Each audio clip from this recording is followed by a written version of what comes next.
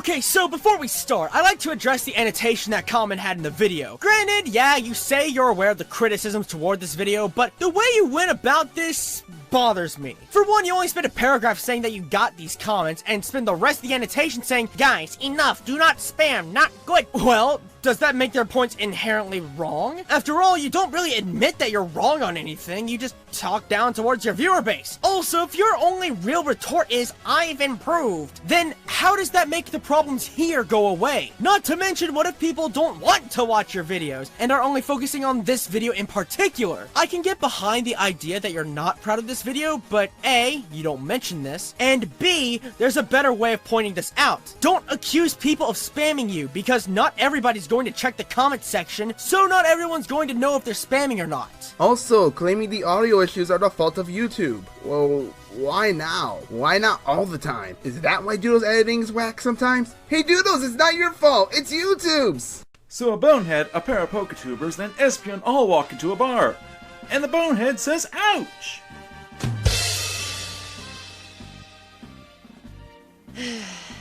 Okay, I hate to start this video by nitpicking a bit, but it bugs me how at the beginning and at the end of your intro skit, you noticeably go in and out of existence. Therefore, not flowing at all with anything else on screen that seems to lack this problem. Oh, I'm sorry, this must be the fault of YouTube and their heroes! I bet Matt Pat sent them. That implies there's such a thing as a hero on YouTube.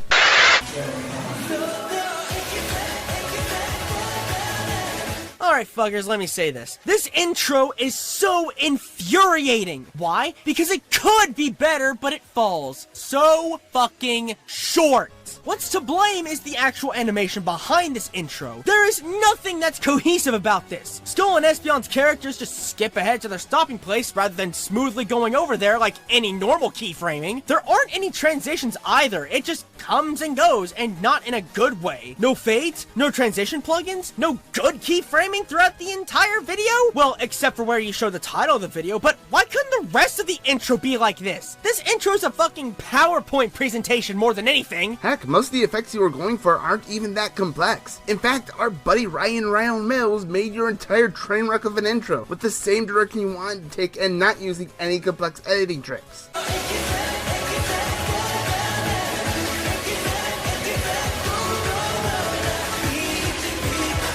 And it's not even that amazing. It's something you would make in like mid-2014 or something. Greetings, one and all, and welcome to another co-op. I'm your host, Skull Common. Common, please. I know you want to put on some sort of sexy, suave accent, but just know that I'm straight, Doodle's unfuckable, and TP's dead. Do not touch anything. Ever. And I'm Gale Force, also known as the Espion who specializes in commentaries on Poketubers. Wait, people call you something other than Gale?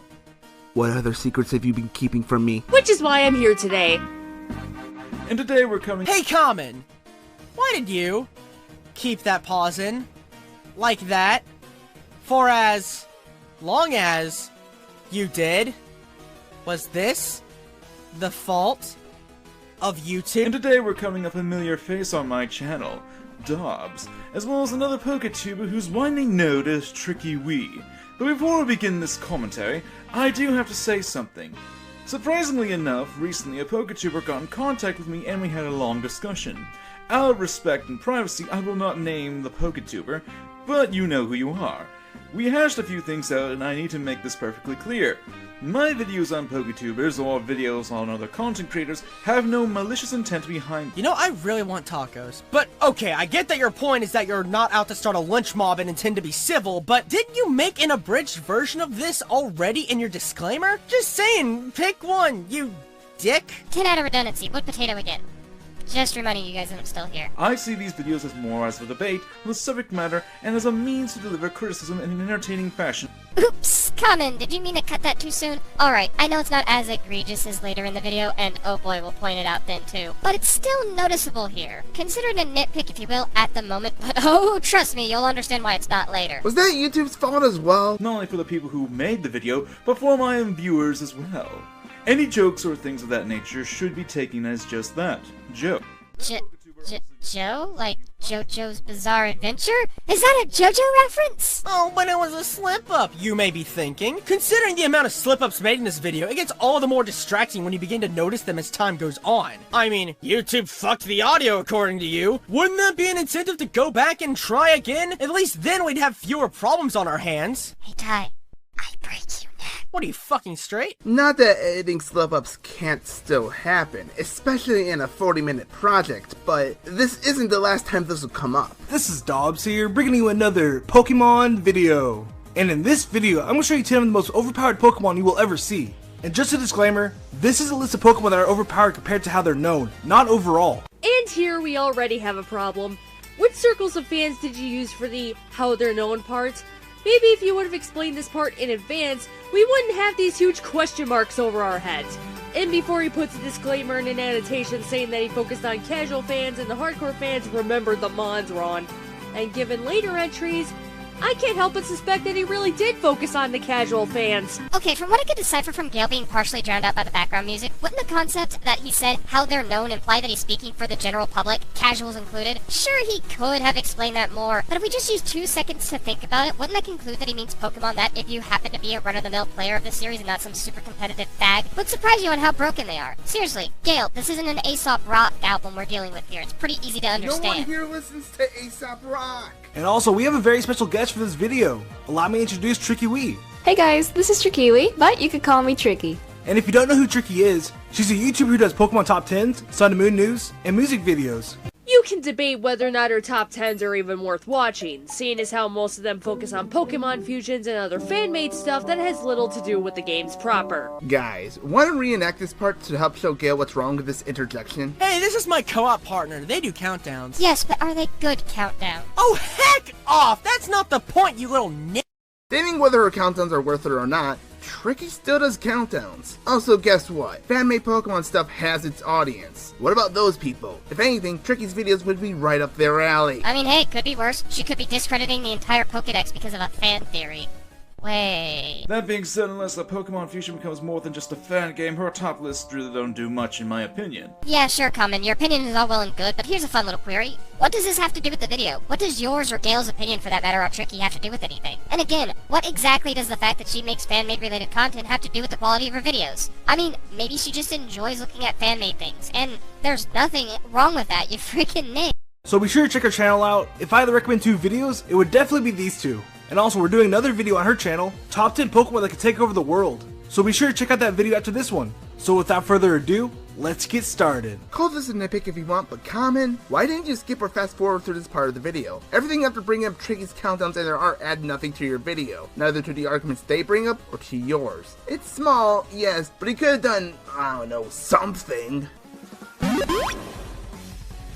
Starting off this list, a whopping level 1 Rattata is hilariously overpowered. Yeah, the fucking evil annoying rodent, otherwise known as Fear. I'm pretty sure more of us know about this strategy than you think, seeing as how it has its own Bulbapedia page. Oh, we're doing this now, are we? Okay, look, I've been hopping about in the countdown community for about 6 years now, give or take. And out of any criticisms towards countdowns that I cannot fucking stand, we already knew this about Reddy, so it shouldn't be on the list. Bullshit. Would be high in my own top 10 fuckest things I've heard. I understand the prospect of saying information we already know, but not only does this imply that everyone will immediately know about Fear, which they won't, but what does that do for people that watch countdowns to see where certain contenders will rank, if they rank at all? On top of that, what about the personalities behind the video that might put a spin on describing a said contender? My point is, yes, a lot of people do know about the level 1 Rattata, but how do you think they'd react if they saw that it wasn't on the list? Rather sad, this poor rat isn't actually the only one who can use the strategy anymore.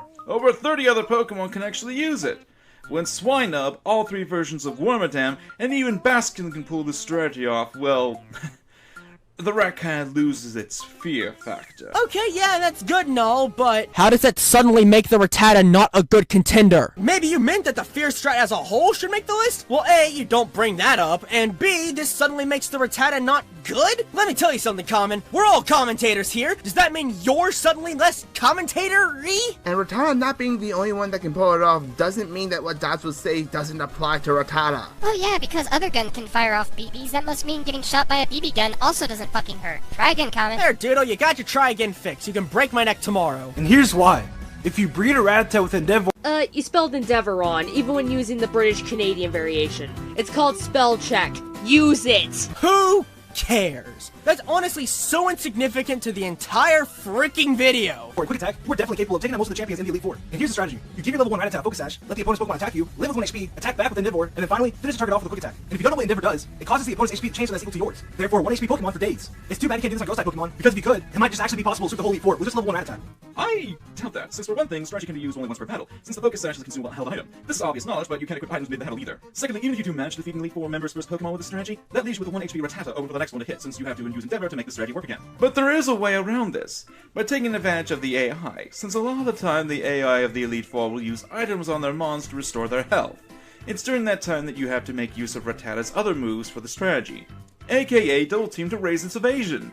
I bring this up because Dobbs doesn't, as this is a means to prevent other people from pointing out the flaws in the strategy he presents that I point out. It's just a way to tighten the argument that I feel that he should have done. Manga, you were on such a good track, and then it all fell apart by providing an example on how fear is more deadly when you said yourself that it's not because other Pokemon exist. I don't give a fucking heck if your reason for this was because Dobbs said nothing about it. You're still proving how the fear strat is overpowered, thus making your point about how Rattata isn't as good is even more worthless. Taking our number 9 spot, we have Snivy from the anime. In other words, it has no relation to the games. Good to know. And? What does that matter? Yeah, it has nothing to do with the games, but Dobbs had said at the beginning that this is just a list of Pokemon who are stronger than their no. Yeah, you guys got on him for a lack of criteria, but the fact that he has such a vague criteria allows him to use anime canon. And as we'll hear later, Tricky actually explains where she's going with this. I remember the war at Nam when Gandhi nuked Nepal and the Omnix rose to kill the giant fucking gummy bear in the sky. I mean, hey, I can provide superfluous shit too. Not the Gandhis! Don't let them take over again. The more you know. Now this is a little bit messed up. In the first episode of the Pokemon Black and White anime, a level 5 Snivy takes out Ash's Pikachu. How? Ash's Pikachu has destroyed so many strong Pokemon in the past. It has to at least be level 80 or even more, so how in the world does a Pikachu get defeated by a level 5 Snivy? Pokemon don't get stronger in the same way. Levels don't mean shit in the anime. Anime does not equal games. I cannot say this enough. Hey Gale, this actually doesn't debunk what Tricky had to say. Given that Ash's Pikachu has the ability to do Sex Machina, a new trainer Snivy being able to beat that, well, is fucked. But how in the world can that even be possible? Level 80 Pikachu versus level 5 Snivy. Granted, Pikachu was not able to use its electric attacks due to an encounter with Sekrom, and it was pretty tired, but it's still very frustrating. Use a potion or something. I do have a lot to say here. First, let's consider that there were levels in the anime. Would Snivy be at level 5? After all, it has Leaf Tornado in its move pool in the episode, so it at least needs to be at level 16. Granted, that would still lose to a level 80 Pikachu if it was level 16, but that does prove that it can't be at level 5.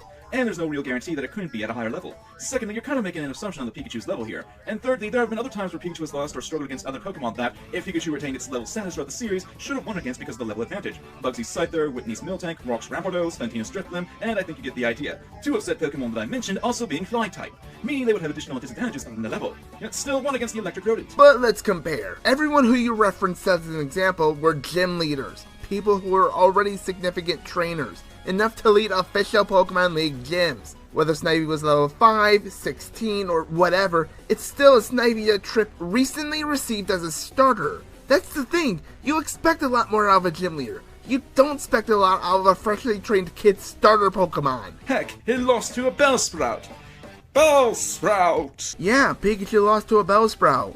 Back in the Indigo League, which would mean you already beat the gym leaders. So, despite the fact that Bellsprout is something you're not expecting a lot out of in the first place, you'd still expect something due to its presence at a fucking Pokemon League. Furthermore, that was the fucking joke with that Bellsprout. Plus, this was towards when Ash started out as a trainer, and before Ash's Pikachu got the honor of defeating 2 different legendaries. Again, one would expect more out of Pikachu by the time he fought Trip Snivy, because Pikachu had more time and notable achievements under its cheeks. It's this combination of trying to sell Pikachu short and underestimating Bellsprout.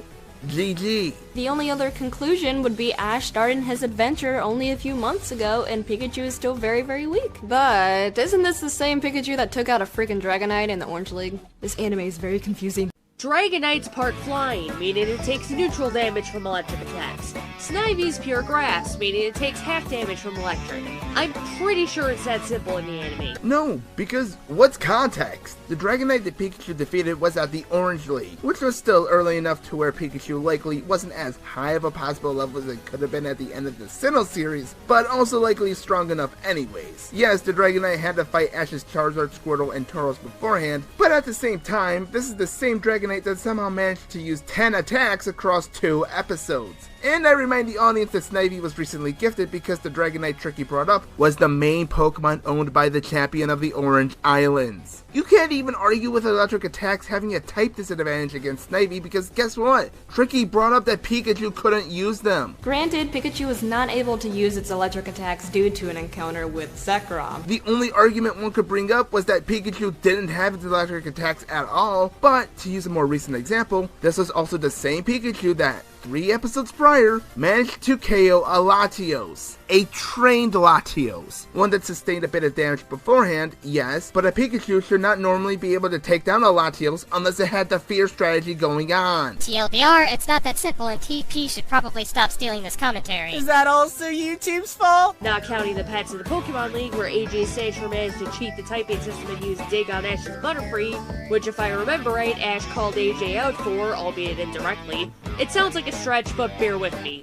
Bulbapedia put the dig bit under the error section of the page, and while Ash may or may not have called out AJ over the Sandshrew being able to hit Butterfree with the dig attack, he did call AJ out over the intense training methods he used on his Sandshrew. Yeah, what does this tangent about Sandshrew using Dig on a Butterfree have anything to do with an implied low-level Snivy beating Ash's Pikachu? This tangent completely fucking derailed due to a penny that was laying on the tracks and caused it to run off crashing into a thick brick wall with no survivors. If a dig attack can hit a flying type, then why not have this Snivy beat a supposedly high-level Pikachu? Because your comparison is still shit. An example that primarily focuses on levels versus a different example about one type of move hitting a type it shouldn't hit. What are proper examples? Moving on to number 8, we have Nidoking.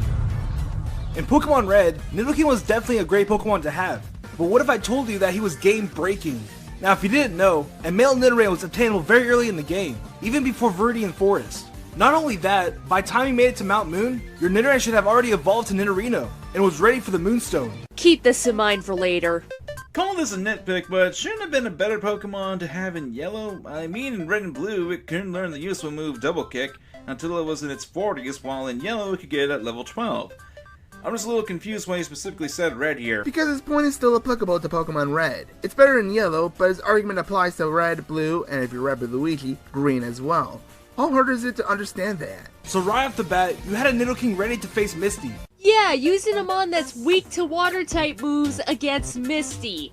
I hope you didn't pick Charmander for your starter. Okay, I get it's often ill-advised to use Pokemon out of the field against their type weaknesses, but does that automatically make it straight up unviable? Well, yeah, Starmies are faster than Nidokings. I'm just gonna argue over the notion as a whole. Why not take a few risks? That's why you can potentially have moves to help counteract those weaknesses. Just saying, don't be pussies. And even if we are arguing in this context, what if the player chose to not evolve their Nidorino just for Misty? What if they had a Bulbasaur? What if the game just likes you that much? Just because there are problems, it doesn't mean they're always set in stone. After all, it's Pokemon. The game's gonna fuck somebody at some point. But the game breaking didn't start just yet. Although, it wouldn't be until Celadon City, when Nidoking starts destroying everything it touches, one could say that Nidoking was already overpowered, and that was because of one move, Thrash. Thrash was a very frightening move back in the day. Learning at just level 23, Thrash had a base power of 90, and with Nidoking's attack, well, that's an automatic KO. Yeah, level 23. That is a really early time for Nidoking to learn the move, but depending on how many mons you had on your team at that point, that meant you had to hold off on leveling up your Nidorino until you found the Moonstone at Mount Moon. Because if you leveled up your Nidorino even just to level 24, your Nidoking wouldn't learn Thrash upon evolving, meaning you'd lose access to that move. Nice hypothetical. Now here's mine. What if the player didn't wait until level 24?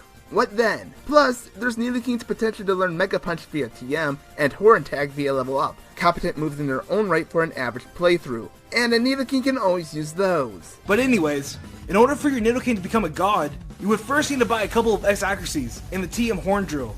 Now back in Generation 1, there was a huge flaw with X accuracy. This not only gave you better accuracy, but it gave you perfect accuracy. See where I'm getting at? Now with this overpowered item, you could use this overpowered move and literally one-hit most Pokemon with Nidoking. And I say most because you need to be faster than the opposing Pokemon for a KO move to work. That wouldn't work if you wanted to use Nidoking on your stadium team. Hey, you know what? That's actually a damn good point. It wouldn't work if you were wanting to use it on your stadium team. Seriously, this is a really good point. It'd be such a shame if something were to happen to it, like Dobbs invalidating it by specifying which game Nidoking is overpowered in. Oops. Though if you had him on with Thunder Wave on your team, which chances are you would have, then you could have some fun trying your luck with Horn Drill and getting that one-hit KO. God, I fucking hated that Prime Cup gambler. And before anyone gives me shit about bringing up Stadium when he's talking about the main games, just keep watching. I do have to give kudos for you saying that, though, mentioning that according to the Gen 1 game mechanics, Horn Drill will not affect the target whose speed is greater than Nidoking's. And while Nidoking's base 85 speed is nothing to scoff at in those games, you have to take in consideration level as well, since a Pokemon could have higher speed than Nidoking because of the level. And vice versa. Maybe the player over-leveled Nidoking and had to be faster than most Pokemon who didn't throw everything into speed to work. You said there could be the chance that levels would fuck it over, so there could also be the chance that they don't. Even then, if you did use the accuracy increasing item on your Nidoking or even use the speed increasing item, then it gives your opponent a chance to strike down your Nidoking, since using an item counts as your move. And once again, if we're going by Gen 1, by the time you have Horn Drill and gain access to the accuracy ups at a more convenient rate by getting them in the store, that'd be around the time around the 4th gym. Erica, whose strategy does revolve around more about powder moves and the wrap bind technique that can only be used to take advantage of you using the item, can also mess it up because, you know, paralysis halves your speed. Then use your X accuracy and X speed while Tangela is still out, since Tangela doesn't have stun spore. Yes, Constrict has the potential to lower speed, but only by one stage, which would only serve to cancel out the X speed. Poison Powder wouldn't even work on Nidoking due to its poison type. Wrap and Bind would actually give you time to use your stat boosting items since you're stuck doing nothing otherwise, and Sleep Powder can be nullified by the Awakening item or the Pokeflute key item, should you have completed the Pokemon Tower beforehand, which is very possible to do so. But still, obtaining a Nidoking so early in the game and being able to one-hit everything literally broke the game. Not if you wanted to use it as early as you said you wanted to. But still as late as you want, and still implies Nidoking can be overpowered. Good to know. Wow! That was brutal! See? There's your Stadium game clip. Yeah, I know it's from Stadium 2, it counts, damn it. No, it doesn't. Stadium 2, and by excepting Gen 2 and onwards, have reworked one-hit KO moves to work by level, not by speed. As long as you are at or above the level of your opponent, your move can still hit. Also, you based an entire argument of yours solely on a visual that showed off the move, not an actual example he had. So clip being used as something to show off how strong Nidoking is, not even arguing anything by the way, suddenly makes this idea that Nidoking isn't overpowered in Red and Blue because of a thing in Pokemon Stadium. Yeah, sure. For the lucky number 7, we couldn't resist giving Victini the spotlight because it is pretty lucky, but it's extremely overpowered. So are you saying that the only reason Victini is on this list is because of it fitting the number 7? No, it does not. It was just a coincidence. They acknowledge I have brain cancer now. In fact, you're not even close! All Tricky said was, hey, we're at lucky number 7. Oh look, Victini's also lucky! What a meme! She said nothing about it being a reason. You're just reading too deep when the curtains are just blue. And you would know about curtains being blue, huh, Gale? Yeah, no. Gale, you remember the last time I touched on a video with you in it, and how I was seen as a person who took every joke seriously, and how that turned me into a massive bandwagon? I think you may want to reevaluate something you're doing when even I can point out that you're taking a joke seriously. Keep in mind that it's a legendary. It's supposed to be powerful. I will drink so much gasoline that I will end up pissing fire. Graphic imagery, kiddos. I can go on for a while about how this concept is also really fucking retarded, but I just want to say this. It's supposed to be powerful? Yeah, it is! And that's exactly what Tricky said! What are you bringing to the table here? In the Pokemon Black and White movies, a lot of crazy things actually happen, but that's kind of normal for the anime. But this is kind of taking it to a different level. A level of cheating, in my opinion. So in these movies, Ash and his Pokemon battles in this really cool annual competition in the movie exclusive town, but then he starts to face trainers who are way too strong for his baby Pokemon. So he starts to cheat. Of course, he doesn't know that he's cheating, but I'm pretty sure that using Victini's victory magic is cheating. Ash's little Tepig managed to take out a Samurott with Ember. But wait, there's more. And shortly after Ash's dragon gets completely wrecked by Hydreigon, who did absolutely nothing to it, Victini comes over and gives it some victory juice, and it manages to take out a fully evolved dragon with a single headbutt. That's infuriating. You sound like you're talking more about Ash's Pokemon being overpowered more than the Victini itself. If Victini used its victory powers on itself, then I could buy your argument of Victini being overpowered. fun. This is still power displayed after interactions with Victini. Consider that Dobbs also showed off Scraggy and Tepik attempting to beat Hydreigon and Samurott before Victini acted. Yeah, I can still buy it being Victini since it's not by their own doing that they managed to win. Also, fun fact, Pokemon who focus more on support can still be broken or overpowered. See Lugia and Deoxys' defense and speed forms. Also, to go off of what TP said, yeah, if it used its ability on itself, it would be overpowered, Gale. But consider the following. There was nothing showing that it couldn't use the Victory Magic ability thing on itself, so considering it could very well be able to do that, what's stopping it from being overpowered? The simple answer to that is nothing. Nothing at all. Hydreigon is literally the highest leveled evolution of any Pokemon, and you're telling me that this very, very powerful dragon was taken down by a little baby Scraggy? Its level has to be under 39. There's no way. The Hydreigon is level 64 or over. And oh goody, cherry-picking a single Hydreigon used by one person, all while ignoring A, the person in question, Getsus, likely pushed Hydreigon to evolve earlier because he's that vile, B, the person Ash was fighting was nowhere near as evil and ruthless, and C, the event they gave out a shiny version of her Hydreigon, which was shown to be at level 70. Let's assume it was at level 54. No, even better, Black 2 and White 2's easy mode. Getsus would have had a level 48 Hydreigon. Let's assume that level. It doesn't matter. 48, 54, 64, 70, whatever. Those are still higher than level 39. And from a Pokemon with nearly double the base stat total of Scraggy. Granted, we have no proof of either's level, but seeing as Scraggy did jack shit before, Tricky's general point is still intact. Because no matter how you sliced it, Hydreigon was still more powerful than Scraggy before Victini stepped in. For number 6, we have Mega Rayquaza. Another legendary. And it's one that's banned from the Uber tier. What else is there to its reputation to say that it's even more overpowered than that? Now, Mega Rayquaza was the very first Pokemon to ever be banned in the Uber tier by Smogon. I already said that! Whee! And if you don't know what the Uber tier is, it's a list of Pokemon who are categorized as overpowered in the competitive scene. Now, This kind of feels like it's biting the list in the tail since, as Gale explained before, you say that this is for what Pokemon is known for, but you're specifically going about Smogon.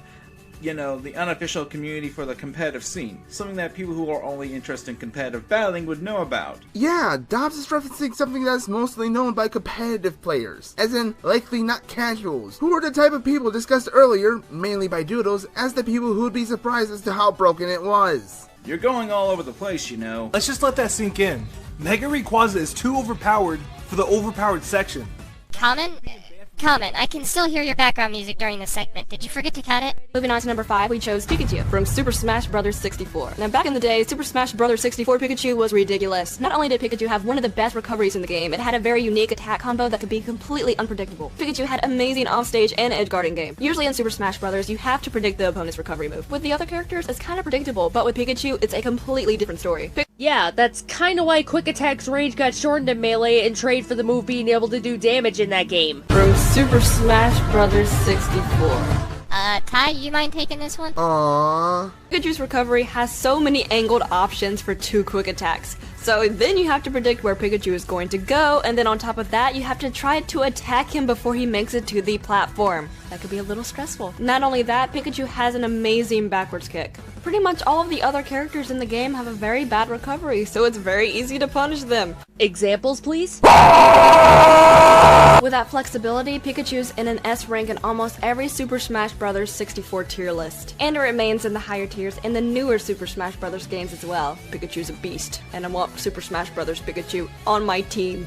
See, here's the thing about fighting games. A character's power can only be compared to that of the other characters in the roster.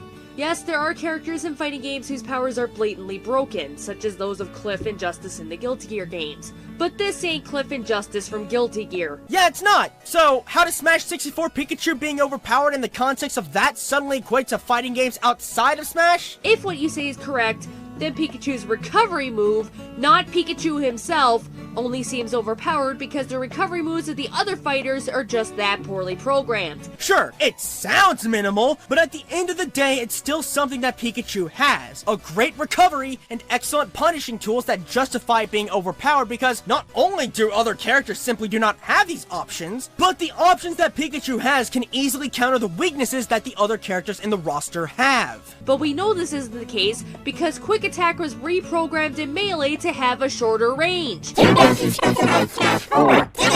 And you really can't say that Pikachu as a whole is overpowered, because Tricky only complained about the recovery move with a passing mention of his backward kick. Emphasis on the recovery move though. If it's only because of 1 or 2 moves that the Mon is overpowered, and it's only in one game, then can you really say that the Mon is truly overpowered? Yes, you can. You can say it's overpowered within that game. Especially since Tricky fucking specified that it was the Pikachu from Super Smash Bros. 64. It being nerfed in later games does not debunk them talking about how broken it was within the confines of the one game. Question: if we're gonna get Tricky's case for not talking in general, why didn't he get on Dobbs' case more when he covered Nidoking in the context of red, blue, and yellow? After all, what he brought up doesn't apply to Stadium or anything past Gen 1. So clearly he's not overpowered, right? Shut it, you quacker. Even then, with fighting games, you also have to take in consideration the skill level of the player. Yes, Pikachu can be an amazing fighter in the games, but that really all depends on how you use it. This is a real-time game, and not a turn-based one like Pokemon is. You have to consider reaction time, hand-eye coordination, knowing how to effectively use the character to the best of their abilities, and so much more. It's not like, I choose Pikachu, I win the tournament. Hey, comment. Did you and Gale cooperate at all here? Because Gale not all that long ago brought up Cliff and Justice from Guilty Gear. So, you saying that shoots Gale in the paw? Is that what we would call Espeon's feet? Guys, can you help me out here? You know, they're still feet. Oh yeah, and what was that thing that Gale said earlier in this very same segment? Something about comparing the movesets to other characters in the same fighting game? Well, it's almost like Tricky was doing just that. Talking about how Pikachu's recovery is unpredictable and thus is difficult to counter. In something like the first Super Smash Bros., having amazing recovery was vital. That's why both Pikachu and Kirby were in the S tier. Knocking them off the stage was harder to do than, say, Donkey Kong. Sure, you can get a bad player playing Pikachu and fail miserably, but in comparison to the other characters' movesets, Pikachu is really good. You guys really don't understand how fighting games work, do you? Yeah, you're not inherently wrong about how performances could depend on skill level, but that's just it. Performances. Tricky's talking about Pikachu as a whole, regardless of how well a player can control it. You want to know how tier lists work? They're determined by how many or how good a character's options are and whether or not they succeed in their overall matchups. You've only taken into account how bad a player would use Pikachu. Not once you consider how a good player uses Pikachu. And that is why Pikachu, or hell, any high tier characters have the spots that they do. It's because of how well they can do at their maximum potential. Yes, that includes if they have so few good options in the first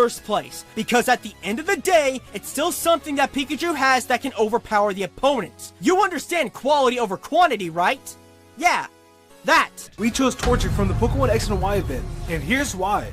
On release of Pokemon X and Y, there was an event for a free Torchic holding a Blazikenite. And let me tell you, that later to be Blaziken was one of the most overpowered Pokemon I have ever seen. Well, there's a reason Blaziken's on the Uber tier. It's because of Speed Boost. What did this event Torchic and its evolutions have? Speed Boost. You didn't need Blazikenite for this Blaziken to have Speed Boost. But does the event Torchic having speed boost prove him wrong? No? Then shut up. Hell, it doesn't even have to be that specific event Pokemon. Practically any Torchic with its hidden ability could do this. But the event Torchic still has it, you cuck! It was too easy, and it probably didn't help that he had the advantage with just your Torchic for most of the gym leaders. I mean Viola, Peck, and Ember. Surskit, Bubble and Quick Attack, as well as Water Sport to lower the fire attacks. Also, you'd have to get your Torchic to at least level 16 to get Peck in X and Y. True, but that doesn't take Vivillon into account. I'll grant you that you're right on those aspects, but that doesn't mean that Torchic doesn't have a single advantage over Viola, which it can still get Ember for Vivillon. Please put a little more effort into your logic, Grant. Oh, nice cut, Common. Nice fucking cut. That cut was so abrupt, I think the drugs on that tranquilizer left my body completely. Thanks, YouTube! Ramos, Flame Wheel. And by Clement, you probably already had a Blaziken with Blaze Kick, which can one-hit almost anything. So it's safe to say that this Blaziken made Pokemon X and Y an extremely easy game. And for that reason, we chose the event Torchic for number 4 on this list.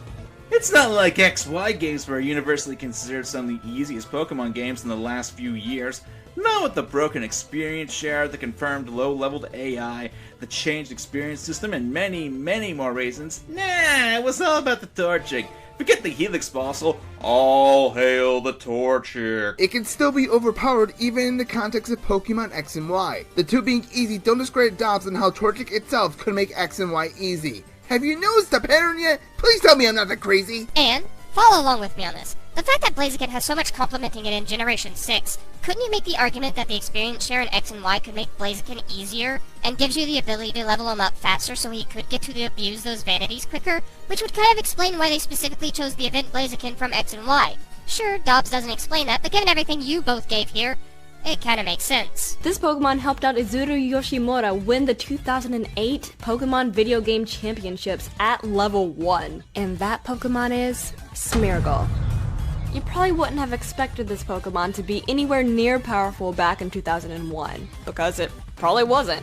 Base stat total of 250, best base stat is speed, and even that's only 75. Yeah, no wonder no one thought that highly of Smeargle back in Gen 2.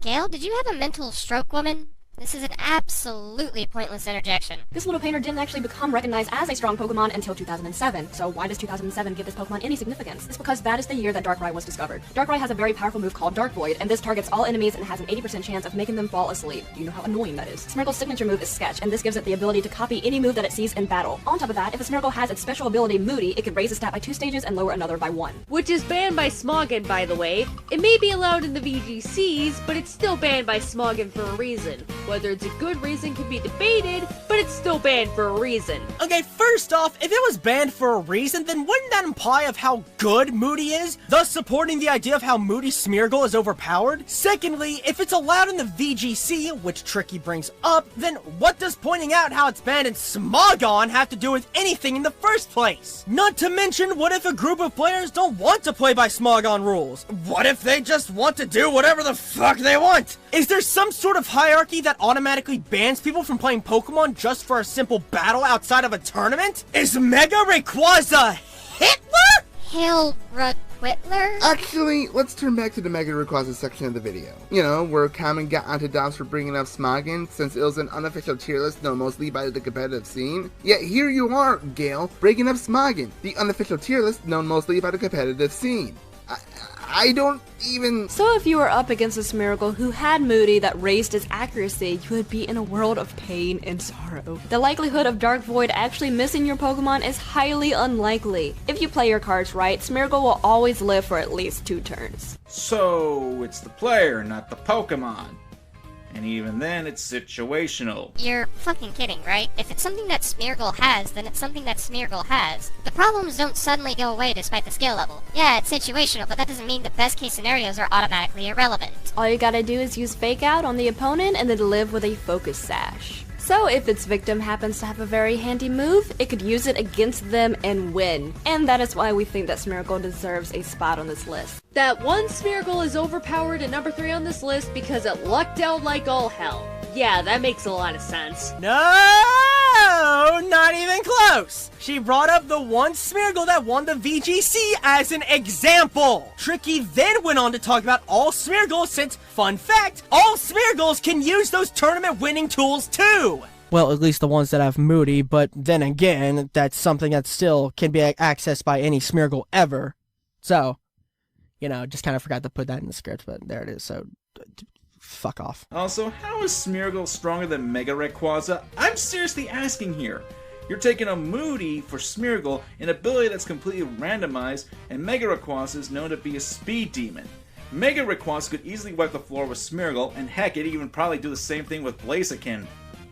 And heck, it could probably even do the same thing with the Torchic you just brought up. Oh my god, this is so relevant, I think I'm gonna have an aneurysm. Yes, Mega Rayquaza is stronger than Smeargle, Blaziken, and your repetition when you brought up Blaziken's base form. Looks like YouTube's at it again! But let's think about it. This is about hilariously overpowered Pokemon, correct? Maybe, just maybe, Art Dog being powerful is more hilarious than Legendary Noodle being powerful. I don't know, maybe placement isn't depending on their strength, just how ridiculous their strength could be, especially in comparison to how people know them. Hey, you mentioned yourself that the competitive scene knows Mega Rayquaza is busted, but they probably wouldn't think too much about current PU tier Smeargle being busted itself, especially in the context of the VGCs. But back to the Smeargle thing, before the little mog could even lift its paintbrush tail to pull off that strategy, it would be smeared across the ground.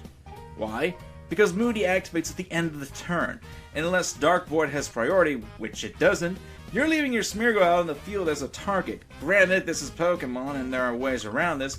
But he isn't. Nice cutoff there, Master Editor, but okay, back to the point. Sure, there are methods of countering them, but you brought up how shit can be situational in the first place. Just because there are factors, that doesn't mean you'll always have them on you. Otherwise, you're going to get fucked by something else out of the blue because you only prepared for a Smeargle. Oh, and look, you also realize how you can work around just about anything in Pokemon, making half of the points you two made in your commentary completely fucked. But he isn't the most overpowered Pokemon. So let's go ahead and move on.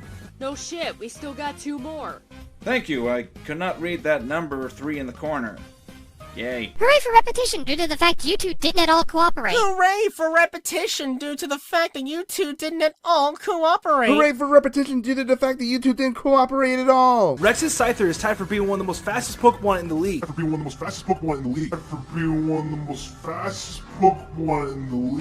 Diglett being tied for first.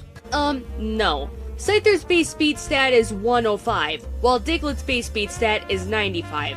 Granted, this is the Little Cup, so the levels are so low that base stats don't mean much, so maybe you're right that Diglett is faster than Scyther in the Little Cup. Except no. Scyther, with the maximum IVs possible, and assuming no EVs for any Pokemon, or whatever their equivalents in Gen 2 were, would be at 17 speed, while Diglett would be at 16. Even with no IVs, Scyther would still be at 15 versus Diglett at 14. So Dobbs is wrong since they aren't the same, but so are you. So Scyther having incredibly high stats and being able to outspeed you makes it really hard to defeat this Pokemon.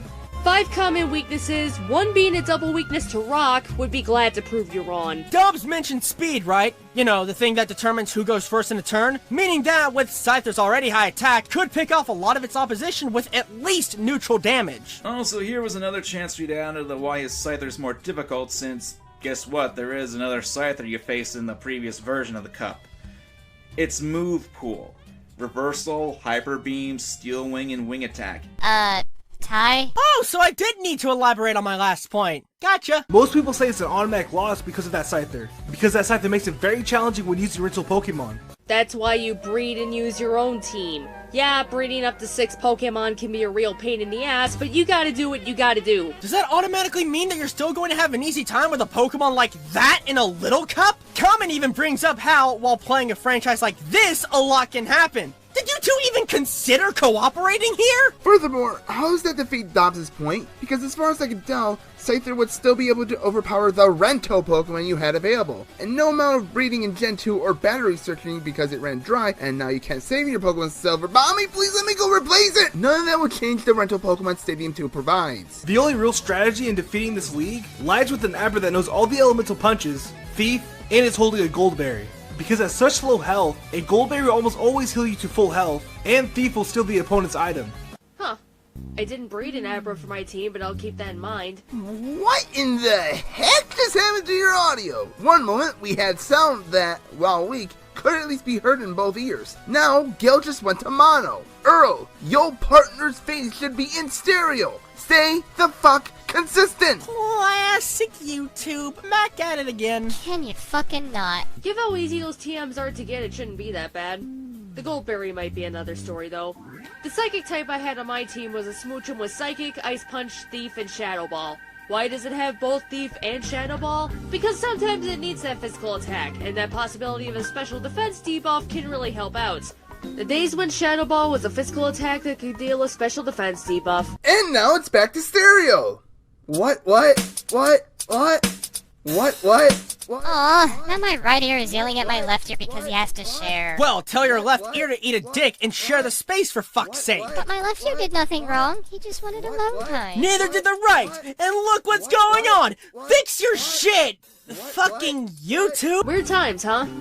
Also, as that moveset probably gave away, I used TMs for my team because I'm not a patient breeder. Some may question why I had a Smoochum on my team. It's a high-risk, high-reward mon for sure, but I managed to win the round 2 Little Cup in the past, so I must have done something right. And though it was a while back and I can't remember exactly how I did it, I have a team of level 5 mons in my crystal file, and I'm not allowed to use rental teams. So I'm pretty sure this team of 5 mons is running Cup, and that team includes Smoochum. I'm not going to use the Abra with but I love Scat much. That's why I have Smoochum Psychic and Ice Punch. This is really tough with your team, so if you're considering this, you just have to like Ice. Especially when Cedratini tries to Ice Beam your ass. Hey, comment, turn down the music. We can't hear Gale go on about nothing. Was that YouTube?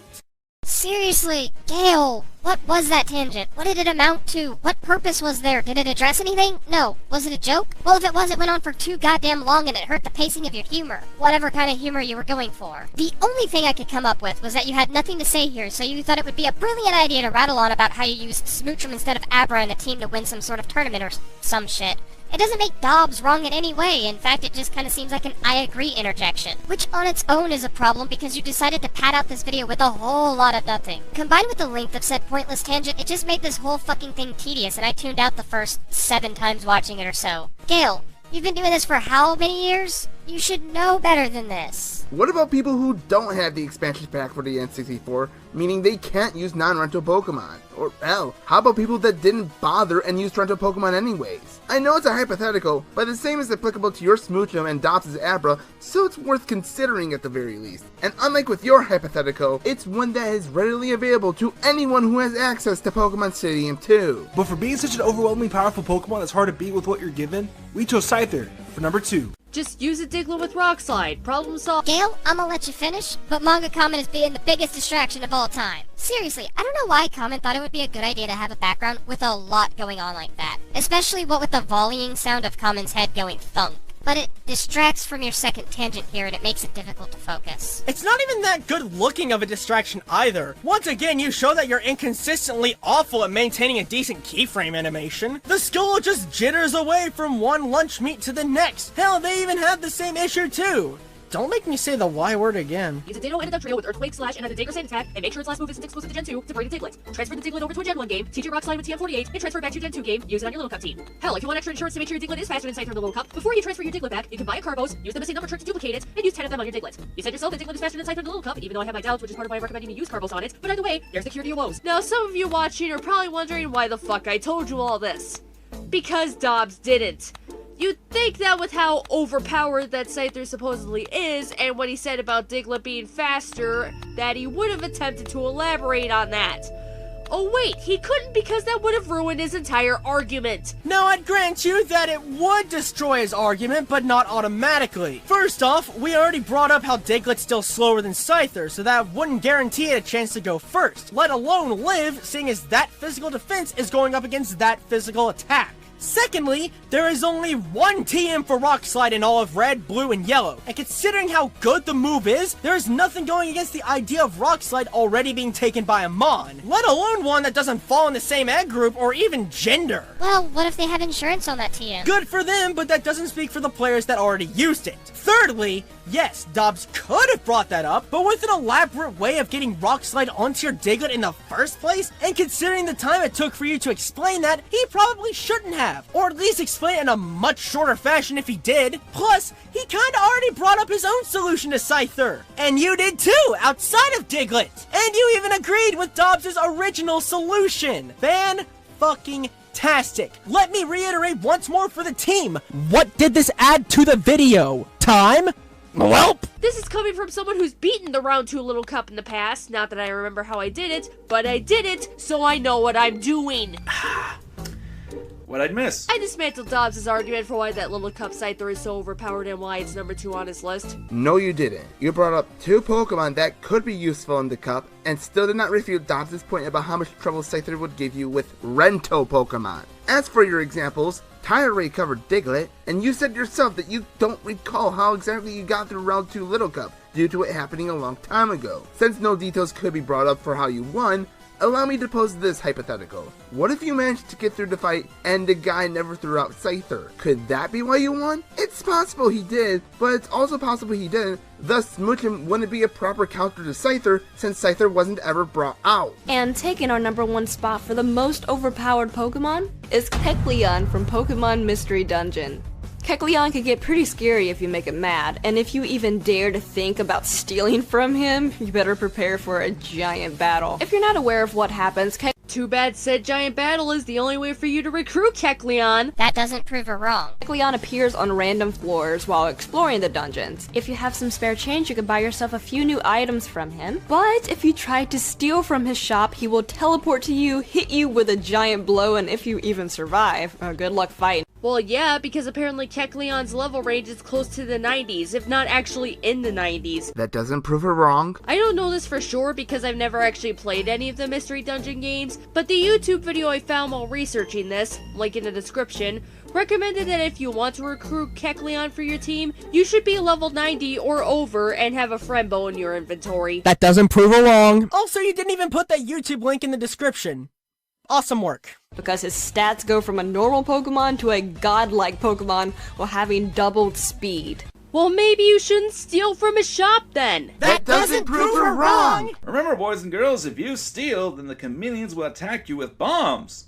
The more you know. What the fuck did you just call me? That's overpowered. He needs to calm down. If that doesn't intimidate you, at least 3 more Kecleons of the same caliber will spawn the floor and start hunting you down. So Kecleon was programmed to be quite literally overpowered after stealing from a shop so players are not tempted to steal. So, this text. While you're not inherently wrong about the footage not complimenting Kecleon being overpowered, it does compliment Tricky's point about how more than one Kecleon can swarm you. You know, what was said right before you showed the text. Stop bringing cotton swabs in your ear and actually know what you're commentating on. Don't steal. It's bad. And if it's your first time trying,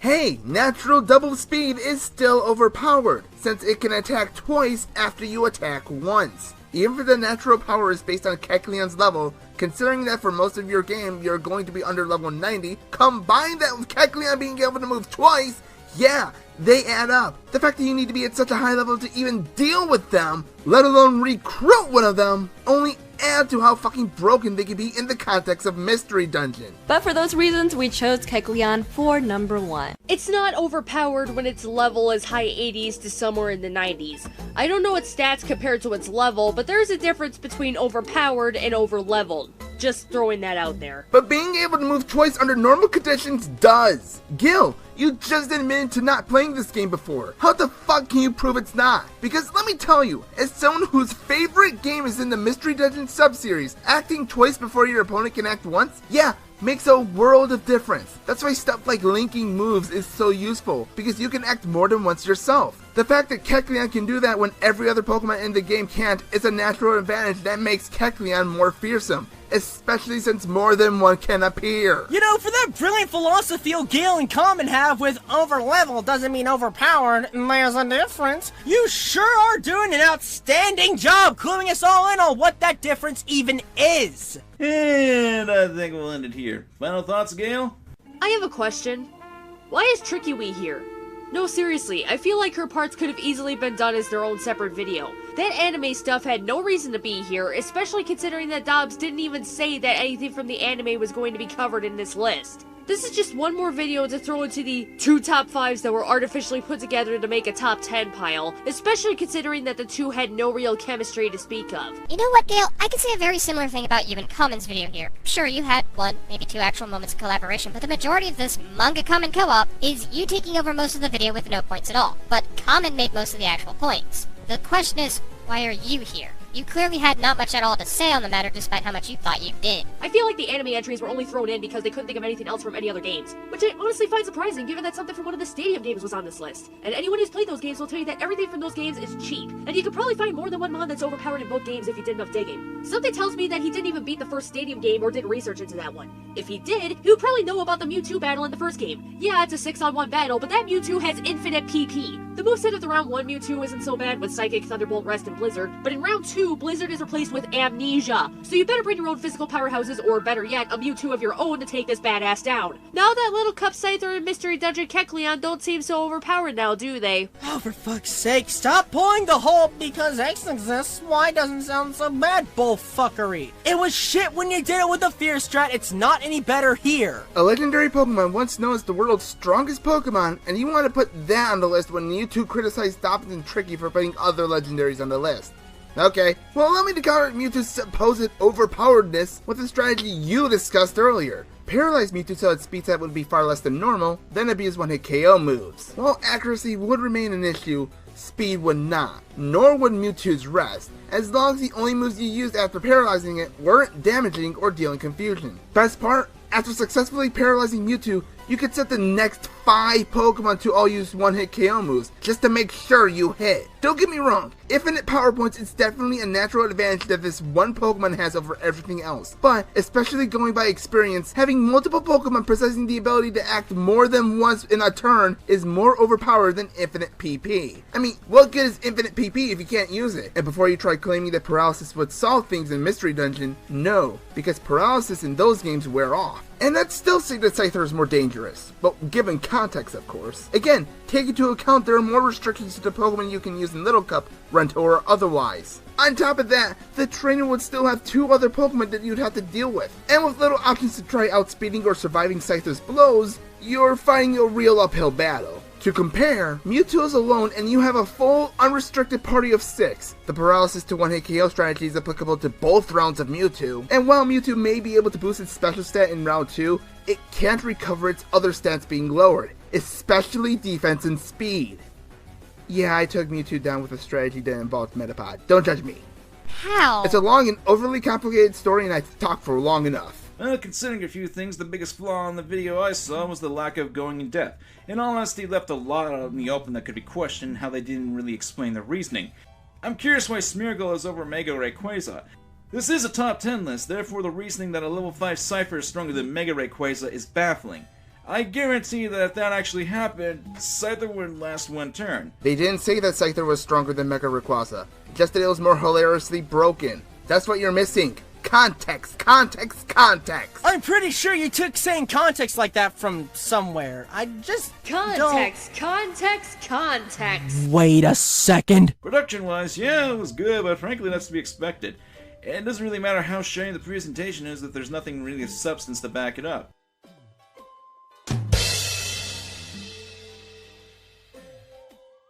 Oh, so it's also to be expected for a manga comment video to have terrible animation to go along with it? Huh. Pretty hollow in here for someone who made good points. Okay, call this a pet peeve if you will, but when someone in a group or whatever says that someone else in that group or whatever made a good point in the fucking project, it's goddamn prideful and smug. I didn't like it when Fawdada and her co-op with Silver, why should I like it here? Maybe I'd let this slide if this was backed by irrefutable evidence, but... Good points! I love a good cup of irony before I begin my day. But it's the end of the day! And speaking of ends, it's time for our final thoughts. Great transition, everybody. I'll see you in 2. Alright, so during the time of scripting, I made my best and worst commentary list of 2016, and this made it higher than my TP commentary, one that I still cannot go back and watch to this day. Now that seems a bit weird, but I was able to justify it to myself. The reason I hated this commentary as much as I did Common was because you and Gale both were in your element. There's only 5 commentators I'd immediately go for Pokemon advice, and that would be you two, my 2 co-op partners, and George. So obviously I see you both as people who know your Pokemon very well. My track record, alternatively, hasn't been as good with covering Pokemon, so my TP commentary, being about Pokemon, was kind of out of my element. So it's to be expected that I was going to flub up. Maybe not that hard, but flub ups are both expected and understood. Neither word of which can be really applied to your commentary. You guys use Pokemon knowledge in all the wrong areas, and some of what you said, if TP and Tai have shown anything, was incorrect. You had, as stated earlier, no interaction, the editing was choppy and caused cutouts and poor audio balancing, and overall it just felt sloppy and mismatched as you two just seemed to want to cover Dobbs and Tricky because they were Poketubers. I expected a lot better from the both of you, truthfully.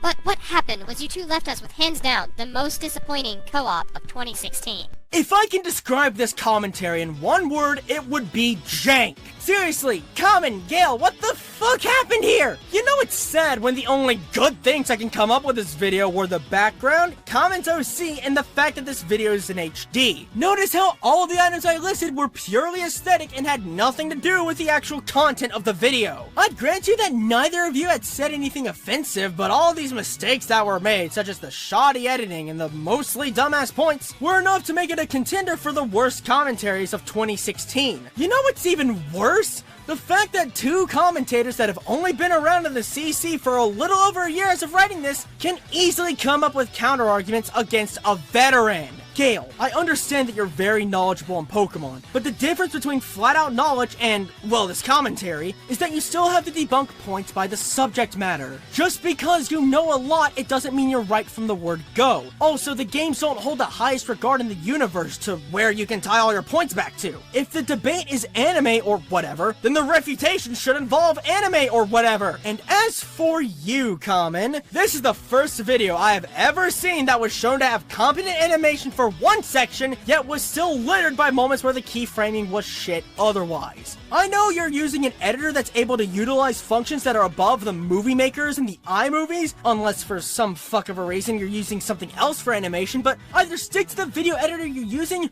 or fix whatever problems you seem to have that prevent such shoddy keyframing, whether it be a bug in your editor or being flat out shitty with keyframing. Either way, Google exists, you know what to do. Gil, when I heard you were doing a co-op with Manga Common, I was legitimately excited. You were working with someone who definitely got a name for himself in the CC, and it was about Pokemon. Something I knew both of you were capable of tackling. But I saw the project and it just got worse and worse and I wanted to cry. Like, one of the first things you two brought up was how they weren't restricting their criteria to just the games. I remember doing a BOP Charm Christmas on my channel with you, Gale, and one of the things we got into Chaos Key for in that video was how its criteria lacked boundaries, but settled on only the main series games. Here, Dobbs and Tricky had a lack of boundaries for what could be considered for their list, and now it's a problem.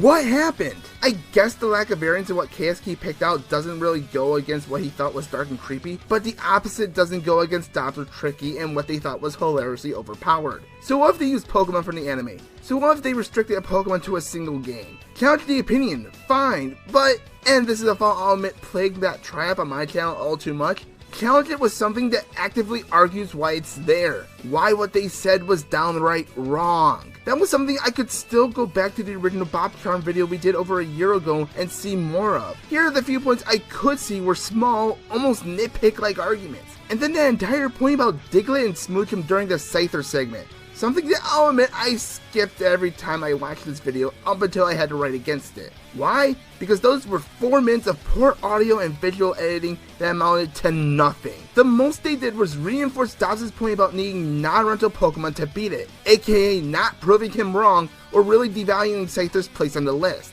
I'm not going to call their list good, mind you. It felt very disjointed, some of the examples they brought up could have been better, some of what they said, though more Dobbs and Tricky, were wrong, but could have been corrected with a few more tweaks or retakes, and yet it was another video that was comparable to how we got to Tamaki Hiroka and A Brand Into the Past, where the interactions they had were minimal. But when I could say the same about this co-op, and when I could say the problems, past the visuals, I could easily argue are worse, we have a major concern. I still value you two as good commentators, and I still value you, Gale, as a close friend, but as a close friend, I have to ask, how did this go by with as many faults as it has? Another major shame since, because manga is more popular, this might have been how people were introduced to you, and that saddens me that they were introduced through a shoddy project. You two are better than this. Don't let this be the standard I see from you two in the future.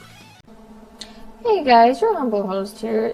Just real quick, I'm gargling say a few marbles things. right Forgive now, the and lady blah, that blah, started blah, my voice blah, blah, blah. sounding a bit harsh. I've tried to do this video in a couple takes just to get my thoughts out. Thoughts on situations you know little to nothing about or even care to research and provide for us. I look forward to the informed opinions you shall most certainly provide us. Please! Spoilers! Oops. Also, I don't really understand what the rush of this video was about. And about the whole quality thing? I know this is supposed to be a rant specifically on the community, but really this is one of my issues with YouTube as a whole. Lazy is not an excuse for piss poor quality, it's just another reason no one will listen to you. This is gonna be directed at the commentary community in general. No, this isn't a bashing video, nothing like that. Right.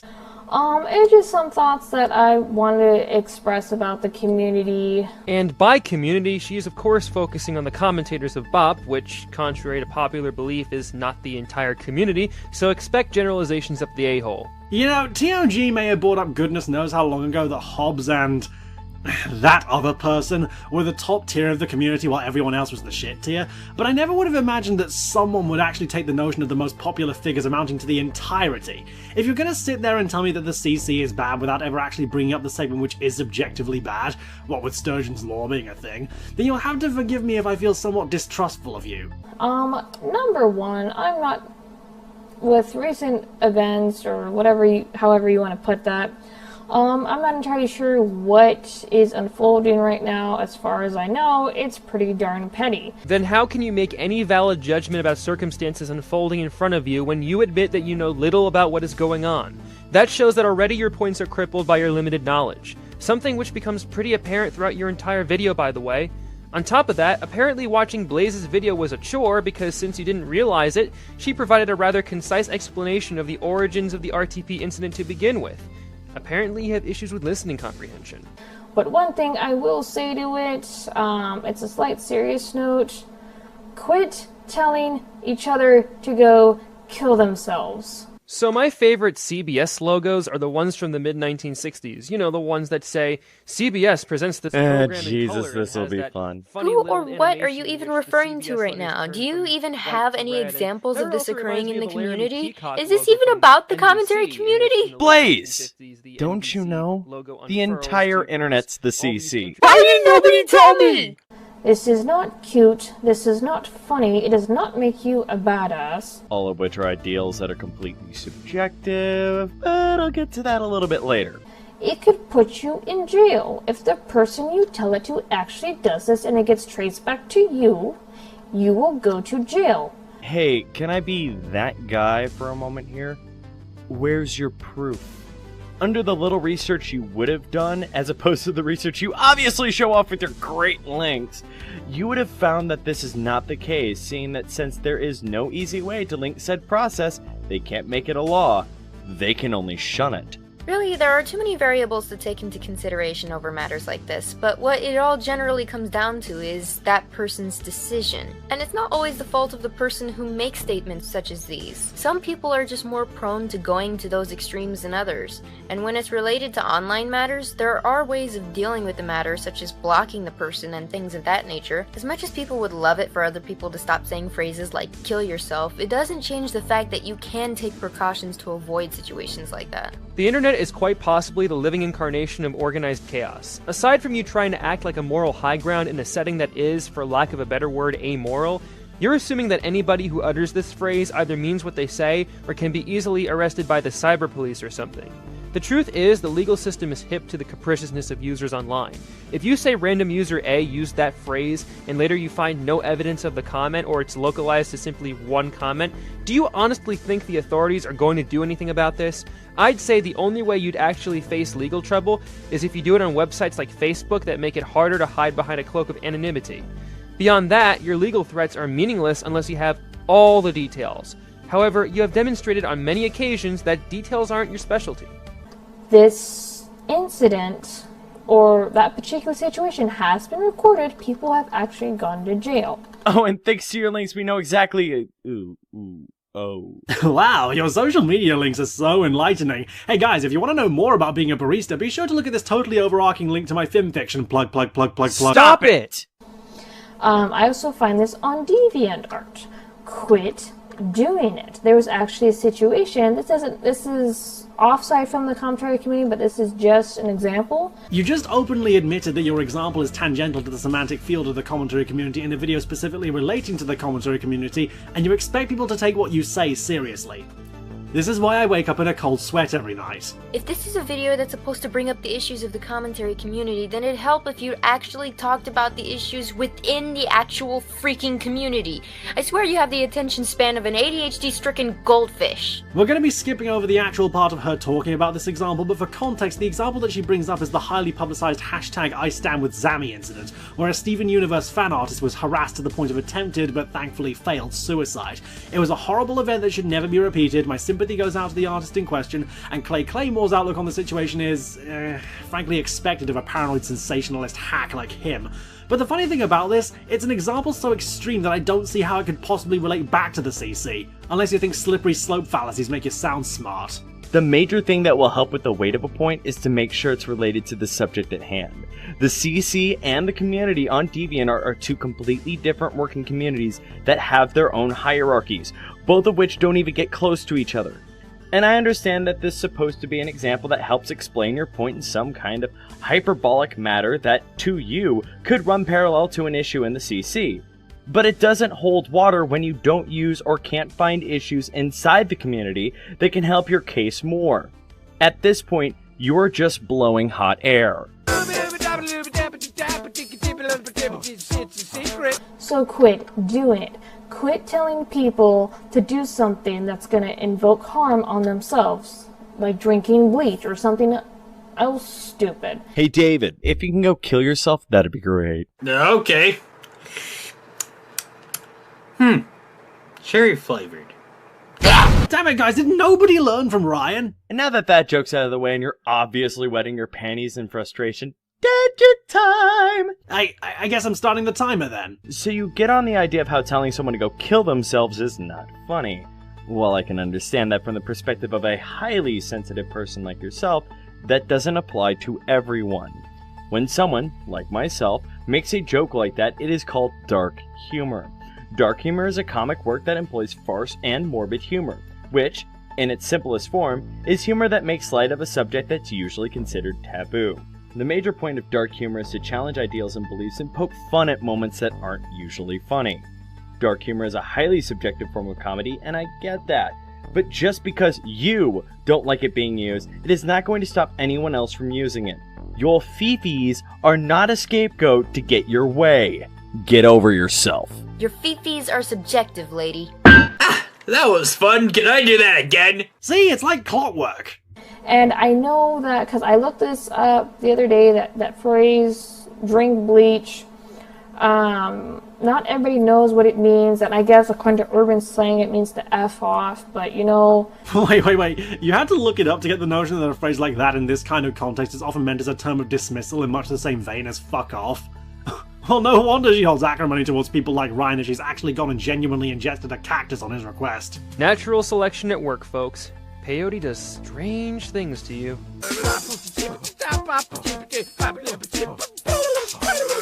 Moving on. Once again, with the drama unfolding.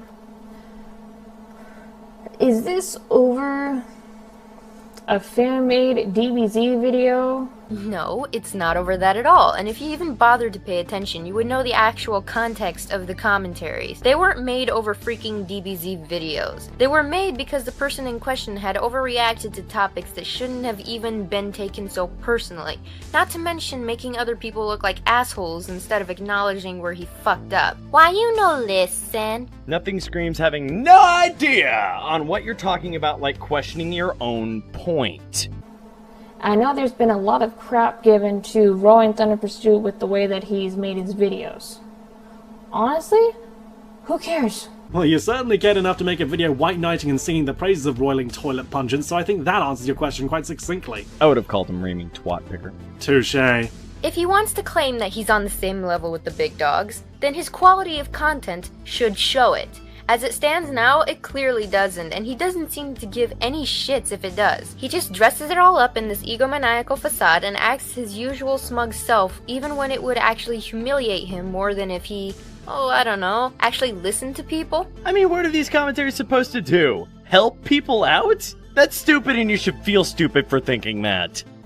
Really, who cares? If his points are visible or you can hear them, whether he has audio or text, who cares? Well, let me think. His fans, his critics, the commentators, and him, since he obviously wants to grow on YouTube, and since you're passionate enough to bring it up and try to chime in with obviously little to no knowledge on the matter, you! And by extension, you can include every single person that stumbles onto RTP's content. How would you feel if you saw a channel like this, that appears so energetic and kinetic in its presentation, and you are later greeted with something as static and boring as this? That to me is a major jip, and I am sure I am not the only one that thinks this. Again, your standards about video quality do not necessarily reflect the entire YouTube audience, especially when YouTube users such as CGP Grey and Markiplier have millions of subscribers, mostly because their videos were arranged in a tight and methodical manner.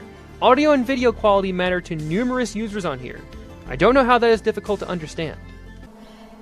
Not everybody wants to use the video downloaders. Not everybody has to. This is spoken like a person who has never truly given a crap as to whether or not her audience likes her content. When you're a content creator that claims to have all those subs to push up his ego and wave it in front of people, then it's important that the actual content matches up with the gloating. Otherwise, that's gonna look really freaking sad on your end. Sure, not everyone wants to use better equipment even if it's totally free and safe, and that's fine. But if you want the fan base that you constantly think you have gloating rights to, then I believe that a certain level of effort and quality control should be expected of you. Everyone on YouTube wants to brag about their channel success, but not everyone wants to earn it. And you have to realize that letting people like this get away with that kind of attitude ultimately contributes to this already poisonous and egocentric attitude that's already associated with the world of YouTube. Keeping quiet about it does not make the problem go away, nor does it help it calm down. I know for me, when I do go to make commentaries, which is very rare, I don't really use them. I don't like to use them, despite having 3 antiviruses running, my firewall's updated and running.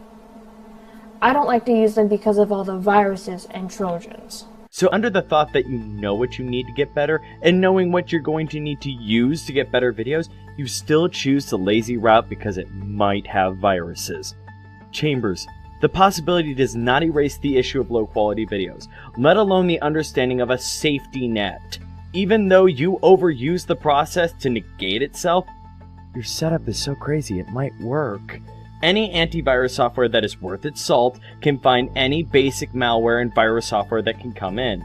Even if you are still whining like a child about how it might happen, let me introduce you to my friend, FreeMake Video Converter. I have been using this bad boy all year, and in that time, I have received no malware or virus from this program.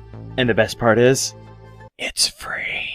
Bringing it over to my end of the spectrum, when I originally started doing a solo script for your video before joining this one, I downloaded your video with my little friend Clip Converter. That program does Caden 1 better because guess what? It isn't even an actual program. All the conversion is done on the website itself. And like Caden said, I've been using that same program for goodness knows how long, and AVG has never reported anything going horribly wrong, even on one occasion where I actually ran a whole computer scan immediately after using it. Your entire desperate attempt at justification brings to mind those people who only open the door a crack to strangers, revealing they have a ridiculous number of locks and bolts on the door that has paranoid nutcase written all over it. And that's without bringing into mind that whole business of you openly admitting that you have both the latest version of a firewall and not 1 but 3 antivirus programs. So please, tell me more about how provably inaccurate allegations and batshit insane tech illiterate paranoia justify lazy piss poor presentation. And I feel what is most hilarious about your point is that it comes across as if you are trying to defend videos of lower quality, which, as it turns out, is exactly what you end up doing. But in any case, if you're obviously so uncaring about how well a video is put together, then clearly you have no standards. You could easily sit through a horrid vertically boxed video captured on an iPhone with obvious video and audio limitations that may make your head hurt. And to bring in an in-community example, did you not see that O3 Be Good video that Akraloth commentated on a few years back? Japanese bullshit ripoff. Hey, dumbass, they're Japanese, not Japanese. Please tell me how you can watch a video made with a setup like that without getting the least bit frustrated. I dare you. I don't. There's one site I can say that doesn't give me as much viruses or cookies or some other crap that I have to scan and get rid of off my computer after downloading that video. It's okay to use video cameras, and I saw the video where... Okay, what the literal fuck? You drag your point on for 50 bajillion years and don't even add on to it. Your entire video so far runs like this. Hey guys, I'm Chamber of My Heart. I want to talk here about my problems with the CC. My first problem is... Carry on Hollywood side. And that's why I hate the non-straights. Point number 2. This pacing is slack-jawed and leads to nowhere. This is something that can be easily avoided. The video he was pointing the camera at was still visible. It was still audio. You could still hear it. It's not a problem. shut up about it. Guys, stop complaining about this thing that actually shows a glaring problem and a total disregard for presentation. Now guys, let's back down for a moment. Chambers is the one true goddess of this community. All hail the Chambers of my heart master race. Truer words have never been spoken more from a petulant child. He is getting called out on something that I do all the time. I can't let that slide! If multiple people bring up the issue of camera capture, it is no longer a small issue. It is a glaring one. Criticism is to tell what is wrong and bring up what is needed to help make it better. If you want to ignore the issue and not improve upon it, that is your problem, not ours. Just don't expect us to feel sympathetic to your lack of effort of trying to get better. When it comes right down to it, do you really want to be known as that egotistical person that makes okay at best videos? Or would you rather have your channel success based on the quality of your content, instead of based on how many lazily overused jokes, clips, and plagiarized material you use? It's really not that hard to grasp. What may be considered decent and tolerable to you may not be decent and tolerable to others. Perhaps this is a foreign concept, but here's a big shocker. Other people exist on the internet with differing standards. Beyond making such obvious distinctions, if you are honestly and unequivocally willing to sit through a horrendous video that is devoid of any preparation or editing, then congratulations, you are a YouTube masochist. In addition, if the person involved points their camera at their computer, how are they going to read their script, assuming they bothered to write one? They may as well write it down on a piece of loose leaf, but unless you want to show people a paper with scribbles as opposed to your computer screen, you want to hide it, so you have to position it away from the camera. That can be done easily, provided of course they are blessed with a tripod or something to hold the camera in place, and even then, how are they going to read it while looking at the computer? And let's say they want to make it impromptu. The video will immediately drag unless they actually rehearse what they say prior. You know, kind of like your video. Do you not see the obvious logistical problems here? The reason why I'm making such stink because there is no one way to do a video. People use what they have. Being a fan of the do-it-yourself mentality, I think I'm gonna have to shake a pitch. The issue I have with this comment is not the implication that there is no true way to make videos. It's true. But the amount of years of training and theory that has been made for film has shown that there is a method and craft to making compelling and intriguing entertainment as a whole. Something all YouTubers who make content to entertain should aim for. Something RTP should give a shit about. When working on something to entertain, you have to know what to place where, when to say what, when to show what, and how to show it. These are things that you learn over time. Something that comes after years of criticism and study. Something most, if not the majority, of YouTube refuses to accept. You can't make an omelet without cracking a few eggs, because that takes time and effort! Something you, obviously, are too lazy to do. I remember hearing Jerry Seinfeld say that YouTube is a giant garbage can of user-generated content! Wait until he finds out about Vine. And I could see where he's coming from, because when you don't like something, you don't see its worth. But that can also be put in the old adage, one man's trash is another man's treasure. Someone can find the entertainment in anything. But I would like to add on to that thought. While some trash can be seen as great for another, anyone can see when a pile of black mold has nothing of worth. Sound familiar? It's okay, not everybody wants to risk their computer for all these websites, because a lot of these websites, they attach cookies, they attach malware, they attach Trojans. How is this working with what you have? It's not like the risk of viruses physically stops you from using the programs in the first place. The only thing stopping you from using it is you. At least with, say, Reddin's response to In the Name of Anonymous, you at least had a financial barrier in the way of better editing software, whereas what you're using are allegations and a self-fabricated risk factor as an excuse for you to not use something that will objectively make your presentation better. And this is something that only now is occurring to me. How do you know that the risk of viruses even is the reason Roaring Thunder films his screen instead of capturing the footage himself or using a downloader, rather than, you know, laziness? Because, you know, acting artificially outraged and making excuses on behalf of someone who might see things differently from you totally works out well in the end. And to think you got on M-Skull's case of getting offended on behalf of people. Am I even surprised that the first social media link in the description of your video was to fucking Tumblr of all places? Not everybody wants to risk their computer, and that's perfectly fine. And clearly you also know why people really do want to take the path of least resistance. You diagnosed the problem. They're all paranoid and afraid their computers will explode to bits for using Clip Converter or KeepVid. Or maybe, just maybe, they're too damn lazy to click buttons? You said that videos can be made in multiple fashions. Well, why can't people have multiple motives for not using converters? So, quit crabbing about people, quit griping about it. As long as the audio is here, or you can hear it just fine, it doesn't sound like they're garbled or have their hands in front of their mouth, as long as their points are there and it sounds at least a little bit edited where they took out all the the long pauses, things like that, it's fine. Well, that's all well and good, but has nobody taught you the notion that adequate is not the same thing as optimal? I mean, you clearly haven't been taught that, given how this video turned out. This philosophy of being forgiving to the bare minimum is, from my perspective, exactly the kind of thing that drives overall quality down into mediocrity. And frankly, given what happened with the CC circa 2012 with that homogenic rules of the community bullshit, I wouldn't want to repeat that in any media outlet. Actually, now that I think about it, wouldn't your mumbling speech tone and jerky camera frame rate indicate that you aren't even meeting your own standards? Yeah, how's that for Skyriming irony? Fuck's sake, no wonder this video got many dislikes to 0 likes. By the sounds of your half-drunk ramblings, I'm really starting to get a feeling that you had a lobotomy as a child, because only someone with something missing in their brain would think that substandard is good. As Akroloff brought up, the criticism's major point is to show where you can improve. But if you lack the ability, financially or otherwise, then there is a reason you can't. RTP can get away with saying that he can't acquire better equipment for the simple reason that he can't afford better equipment. But here's where that excuse falls flat. Free downloaders are exactly that. Free!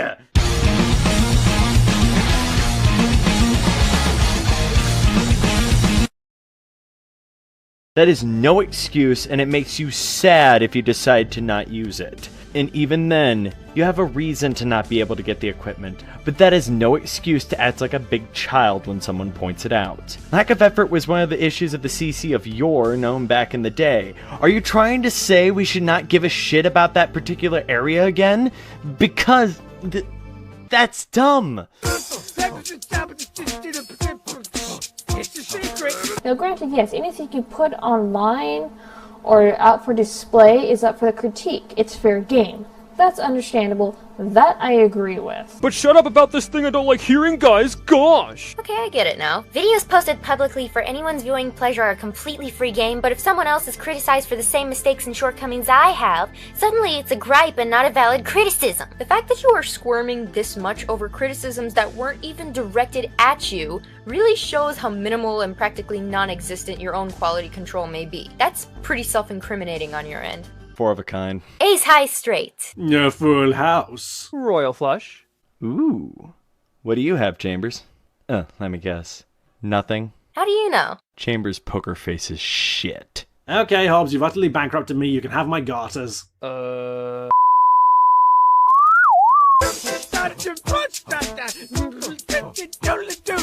Moving on. Another point. Another point is the best point in every rant. Since when did the commentary community pacifically bop? Pacifically bop. Just pacifically bop. Does anyone remember a time where we didn't beat on the English language so brutally? Monsters!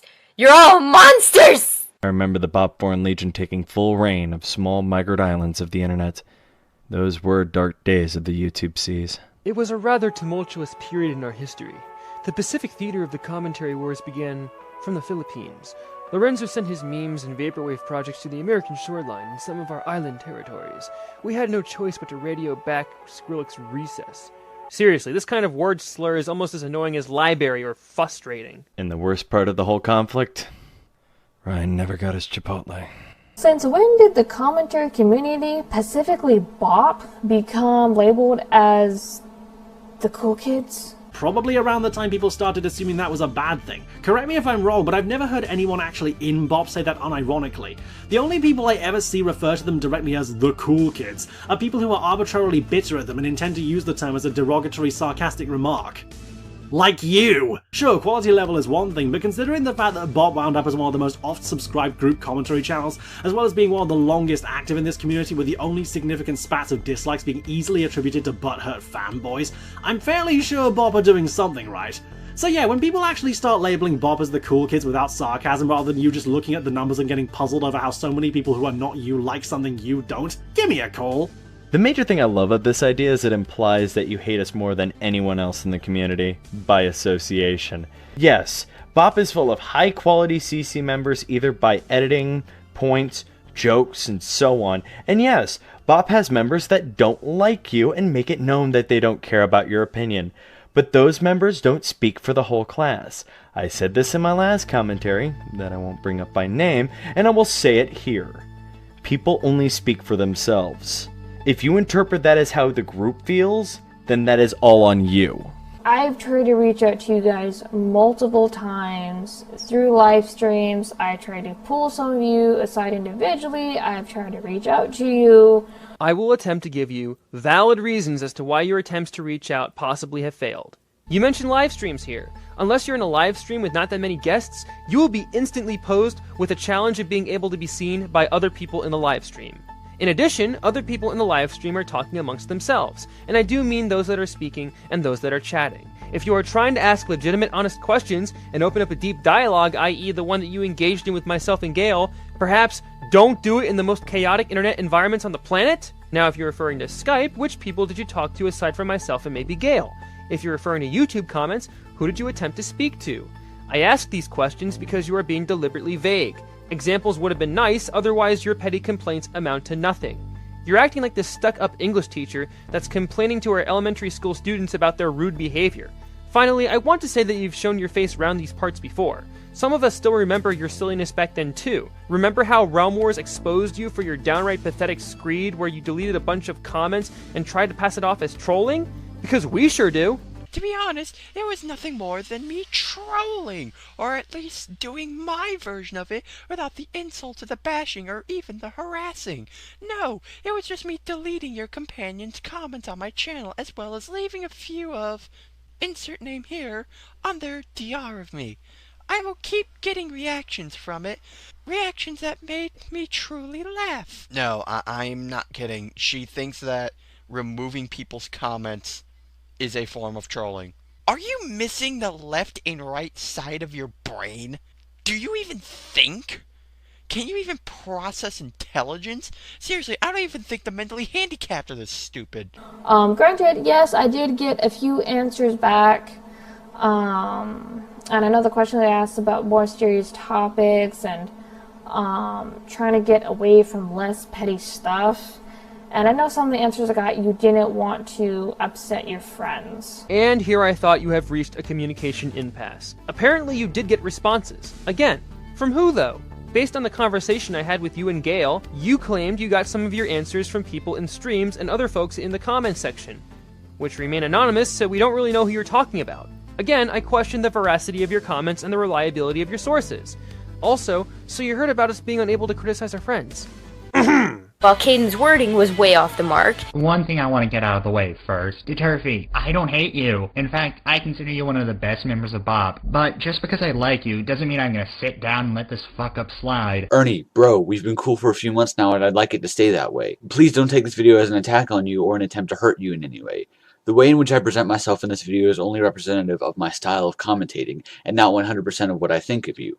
If any of my friends or anyone in BOP did something like this, I would have done the same exact thing, as evident by my commentary on Dirt Bike Reddit. To be honest, while I did indeed enjoy Zeraric's video, since he basically said about 80% of what I've always wanted to say about Argumentum ad Dictionarium, my issue with it still boils down to, oh really, Argumentum ad Dictionarium is about as reliable an argument as Sam Pepper is charismatic. Tar very much, Corporal Obvious. And that's leaving aside the fact that Ryan did an entire commentary on Gale as well, so, again, you are hearing rumors and conjecture. Stop immediately believing what random people have to say about us, Claude! Holy shit, is that really how I used to think Zararic's name was pronounced?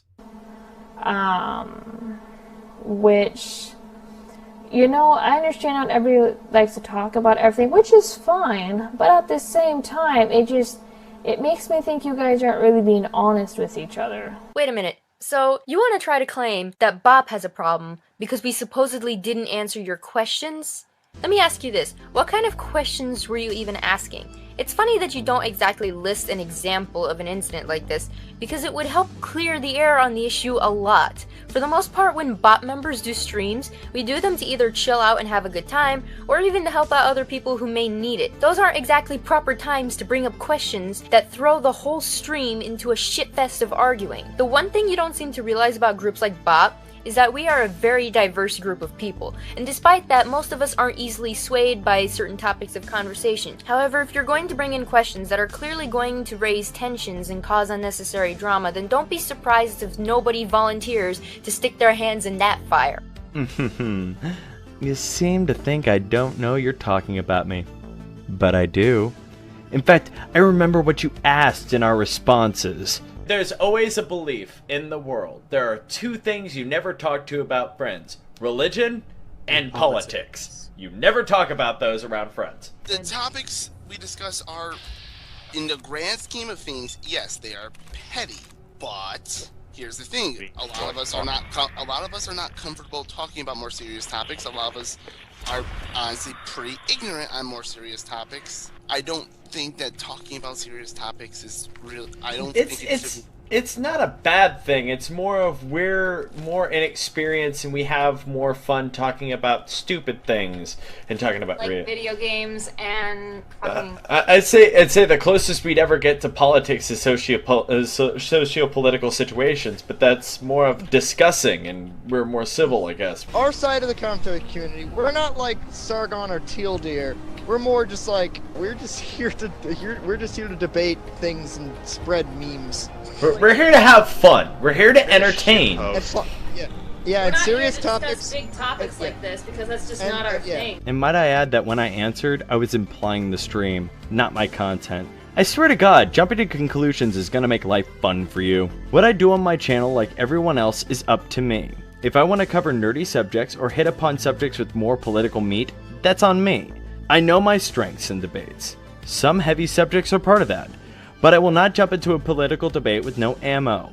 The major thing I would say to anyone making anything is to know your strong suit and bend to any criticism that you might need to work on. Honest with yourselves and honest with other people. I swear to God, those inflictions make this run-on sentence hurt even worse. Correct for everyone, and I feel like in a way this causes problems because it seems like what you guys do is to the point to where you guys don't have your own touch, is what I'm trying to say. And you guys do things to where the majority of the people are happy, but it's not... It feels like it's forced just to make them happy. Make sense? No, not even slightly. The fact that you give no actual examples that might hint at that notion doesn't help. But Chambers, not everything boils down to trying to appeal to the masses. Maybe, just maybe, BOP actually managed to get ahead with amalgamating the styles and points of a number of figures in the CC that are known for higher quality content and a genuine desire to entertain and inform, so therefore a lot of people can get behind that notion. What about that suggests in any way that we're intentionally going out of our way to only mildly appeal to the majority instead of majorly appealing to a niche audience? As far as the political correctness angle goes, lady, you're talking to the same group channel which contains at least 2 members, myself included, who've made 9/11 jokes. I sincerely doubt political correctness was ever a factor in this. Sure, our focus is mainly on making sure that fans and audiences are entertained and informed with our content, but to appeal to the masses? Lady, you don't know who you're talking to. We've gone up against pretty large YouTubers with pretty massive sub bases just to point out the fucking flaws. Just look at the video on Mysterious Mr. Enter.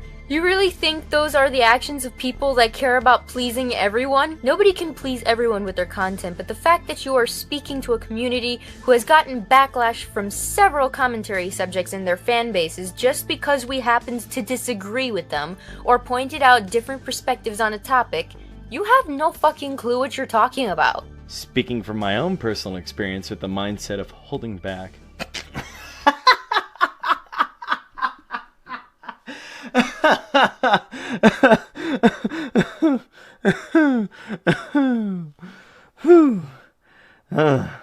From my Proto Mario video all the way back to the early videos that are dead to me, holding back is not my forte.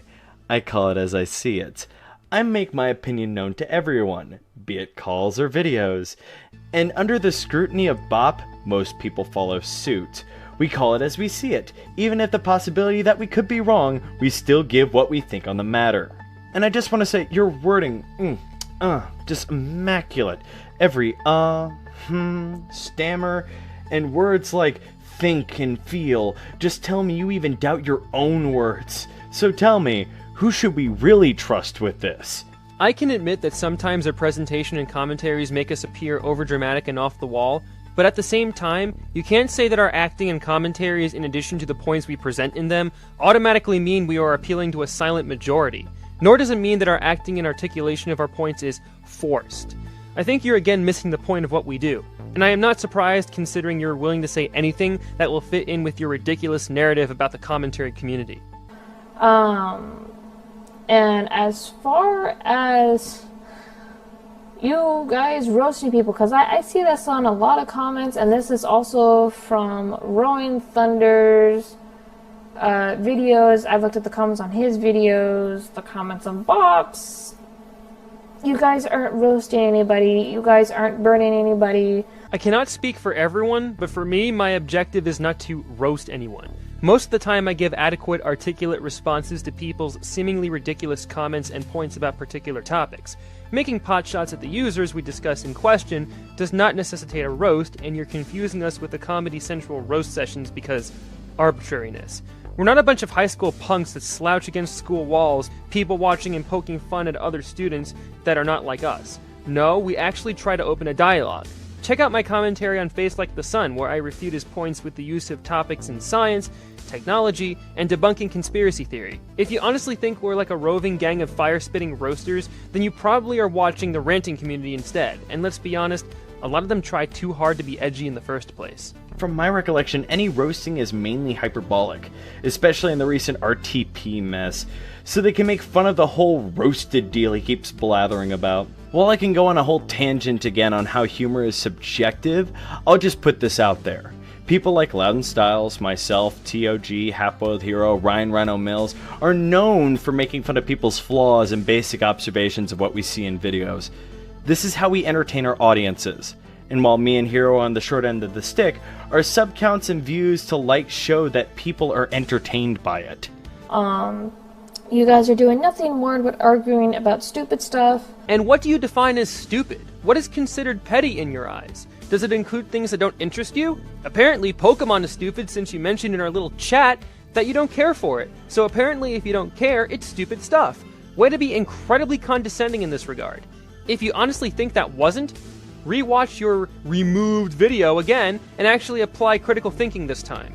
Can I also be one to bring up the note that TP left in this part of the script? Back when Chambers was known under the name Corshall, she did a supposed commentary on Kingdom Hearts 3D. Now, it was already an egregious misfire of content, seeing as she clearly didn't know what a commentary actually was in this context. But making things worse is the fact that it tended to focus on confusion between Kingdom Hearts 3D and Kingdom Hearts 3. Yeah, all that over the fact that she didn't notice a single letter. And to think, Chambers, you have the nerve to say that we tend to dabble in petty subject matter? Look, I know that inconsistent opinions aren't necessarily a sign of hypocrisy, but you mind explaining that little nugget of brain fart? Why is it okay for you to go after a topic that's this petty, yet when BOP, the commentary community, goes after something you see as petty, then it's suddenly worthy of a 20-minute bowel evacuation? Using screenshots from cartoons or images of characters or abstracts, however you want to put them, you're not burning anybody. You really aren't. And I know most of you are kids. It's kids arguing about petty stuff. And you fishing for made-up reasons to act outraged at BOP isn't a sign of pettiness? With your whole complaint over the usage of avatars and commentaries, I can't help but let those old memories come flooding back. Also, who the hell ever claimed that BOP roasted people? I don't understand your correlation here. Plus, I do believe I have already brought up reasons as to why people may prefer using avatars instead of showing their face. And I'm pretty sure I've already mentioned how it does not affect the arguments in question in any way. So, why was that on your short list of things when it doesn't remotely hinder anything in the video? To add on top of this shit cake, there's your baseless assumption that we're all kids. Lady, just no. While I'm on the subject, your main implication is what's being shown in the comment section, not the videos. I thought this was a poorly worded rant on videos and channels, not the comment sections. Oh, and Blaze? What? She just said that I'm a cartoon character you stole. I swear I will turn her upside down and shake her until all the marbles fall out her throat. While it's commonplace in the community, people like myself are taking many steps to follow Ryan and Clay in creating characters for our channels. Remember this, lumping an entire community together for the faults means you have to take account for the outliers as well. I.e., everyone means everyone. Also, didn't you say this not too long ago? The reason why I'm making such stink because there is no one way to do a video. Whoopsie! Did I leave that there? I think you might be pushing for the whole you should do videos this specific way angle a lot more than you think you are. And I know that the age range for the community is 16 to maybe 20. I know Hobbs and maybe Nation are an exception. And you left out my 23-year-old ass. You ageist citation failing son of a— TOJ does not count. He's been gone for a while. I don't know when that guy's gonna come back. I'm told he's supposed to, but right now he don't count. Are you fucking with me right now? You said commentators, as in commentators in general. Just because people tend to place their life shit at a higher priority than their internet stuffs, that doesn't make them not commentators anymore. What rules are you even applying right now? Hell, you didn't even bother to remember people like Gale or Ponder in that list. Gee, I wonder why. On top of all that, you seem so oblivious to the fact that there are also commentators who are less than 16 years old that make pretty decent content as well. This goes back to a previous point. You're not actually bringing up topics of the entire commentary community as you claim in your video. You're instead generalizing an entire community you know little to nothing about, simply because, much like a worrying number of people before you, you have a problem with a select few people in BOP. I don't know if you ever cared enough to realize that BOP is not the entire commentary community. Holy shit, where's my coffee? Here you go. Thank you. Now clean my car. Give me a second. First off, let's look at the ages here. Hobbs, 23. Galeforce, 23. Ponder Sprocket, 23. Acroloth, 23. Myself, 24. Button Styles, 25. TOG, 32. All of these have one thing in common. They dictate nothing on good content. Content is not appreciated because of age, skin color, or religious or political belief, but rather what the content brings. Be it Ryan at the age of 17 making commentaries for multiple spanning communities, or Hobbs at his age making videos that span hours on just logos.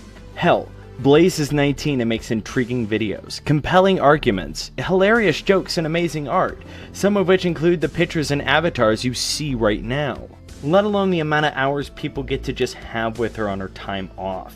Her age means nothing in it because it would just be more amazing to know that she is one of the most talented and caring people I have met in my life. Blech. Now get to my car. Sorry! But guys, come on. There's no cool kids. Not any one person owns the community. Precisely. BOP may as well agree with that. So why did you make such erroneous assertions in the first place? Again, you're trying to build a false narrative about the community because you're more adept at weaving an intricate story about us rather than levying substantial counterpoints. And you sure as heck can't make anybody leave the community. I'm sorry, but that's not how this works. The community is for everyone, whether you like it or not. Whether you like how they do the videos, whether you like what they talk about in their videos, you cannot make anyone leave. It's funny because I can't think of anyone who actually genuinely has any of those mentalities. As Ryan has already pointed out, the only person the major figures in the CC genuinely wanted to leave at the time of your video going up was Jem. And even then, given the stuff he ended up doing, Jem is a...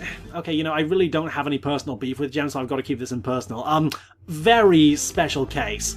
If you want something more recent, there's, I guess, Sloth Boy, but considering the backlash against him stemmed from his open situational endorsement of doxing and by proxy invasion of privacy fueled by spite and a need for revenge instead of justice, something you should be somewhat familiar with, it's obvious from his case that much like Jem, he's an exception, not a rule. If we were asking people to leave left and right solely on the basis of low quality content or pettier stuff than that, then I could see where you're coming from, but sadly that's not what's happening. Usually the closest people get to that in such a context is telling people to come back after they've had time to rethink things and mature in more ways than one, like Half-Boiled Hero's one-shot on Flippy Invader, or Redden at the end of the BOP commentary on Sean Sampson. Holy balls, I'm actually providing examples! Isn't it fun actually having some kind of semblance of credibility instead of making shit up to delude yourself into feeling right? With the exception of the examples Akroloth has mentioned, I don't recall commentators genuinely asking someone to leave the community or to kick them out of the community. Now, if you're talking about organized groups within the community, then yes, certainly restrictions may apply. Commentary groups have had to remove people from their own groups due to that certain member constantly bringing up tensions, drama, and problems that would be considered toxic to the rest of the group. Just because they have been removed from a group, however, does not automatically mean they were removed from the community in general. I bring this up because you are so incredibly vague on what you're even talking about. First off, I'm just gonna save that. Now, on the Cool Kids Club thing, I just want to bring up a few things. First, not all, but most bring up the Cool Kids deal mainly to make fun of the fact that a lot of popular members of the CC, like Hobbs, Clay, and TOG, members with quadruple digits in subscriber counts, are part of the group, leading to the thought that BOP is where all the popular guys go to hang out. So congratulations, you just made me explain a joke! And lastly, the demeanor that you brought up is just the other side of the coin. People that actually think that, or, in your case, people who think that this is what BOP is trying to pass off as. The way that you present it is the same way a spoiled high school loser brings up the statement, in a sense to demonize and demoralize someone. Like it's a bad thing to be liked.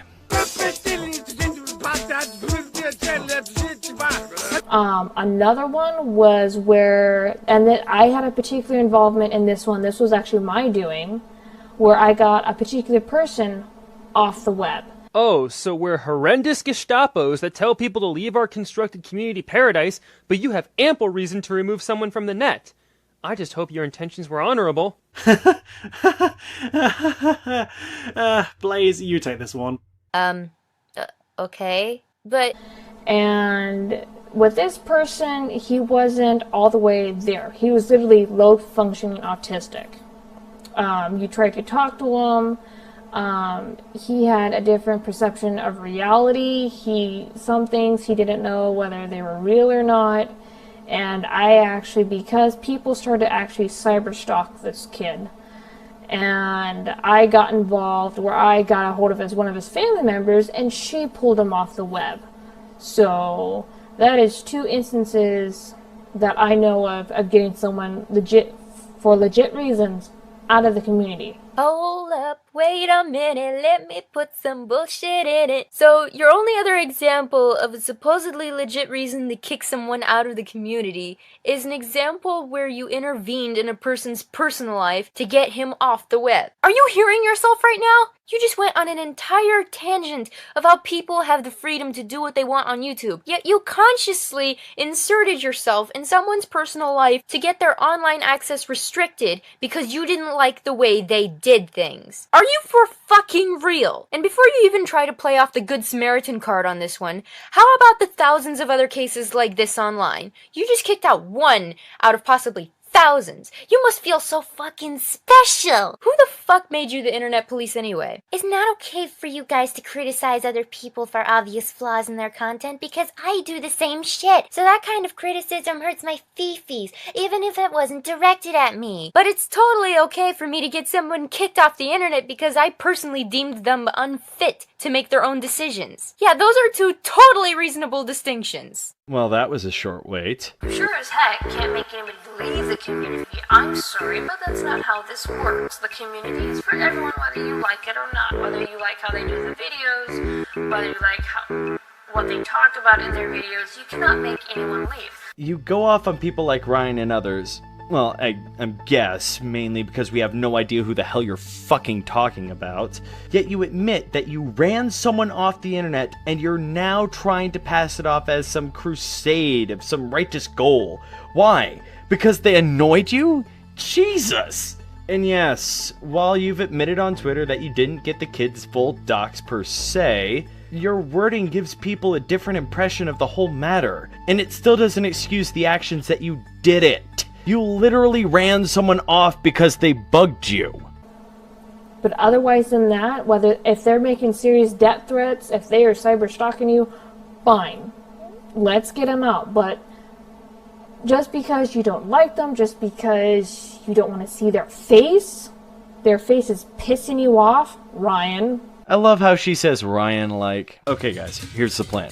Blaze, I want you to go in, scout the area, and get the manager's keycard. Got it. Hobbs, once she has it, I want you to take out the camera guard while me and Akraloth take out the others. Done. Awesome. Once that's all done, we'll take down the tellers, get some hostages, and start the drill, and it'll all be easy from there.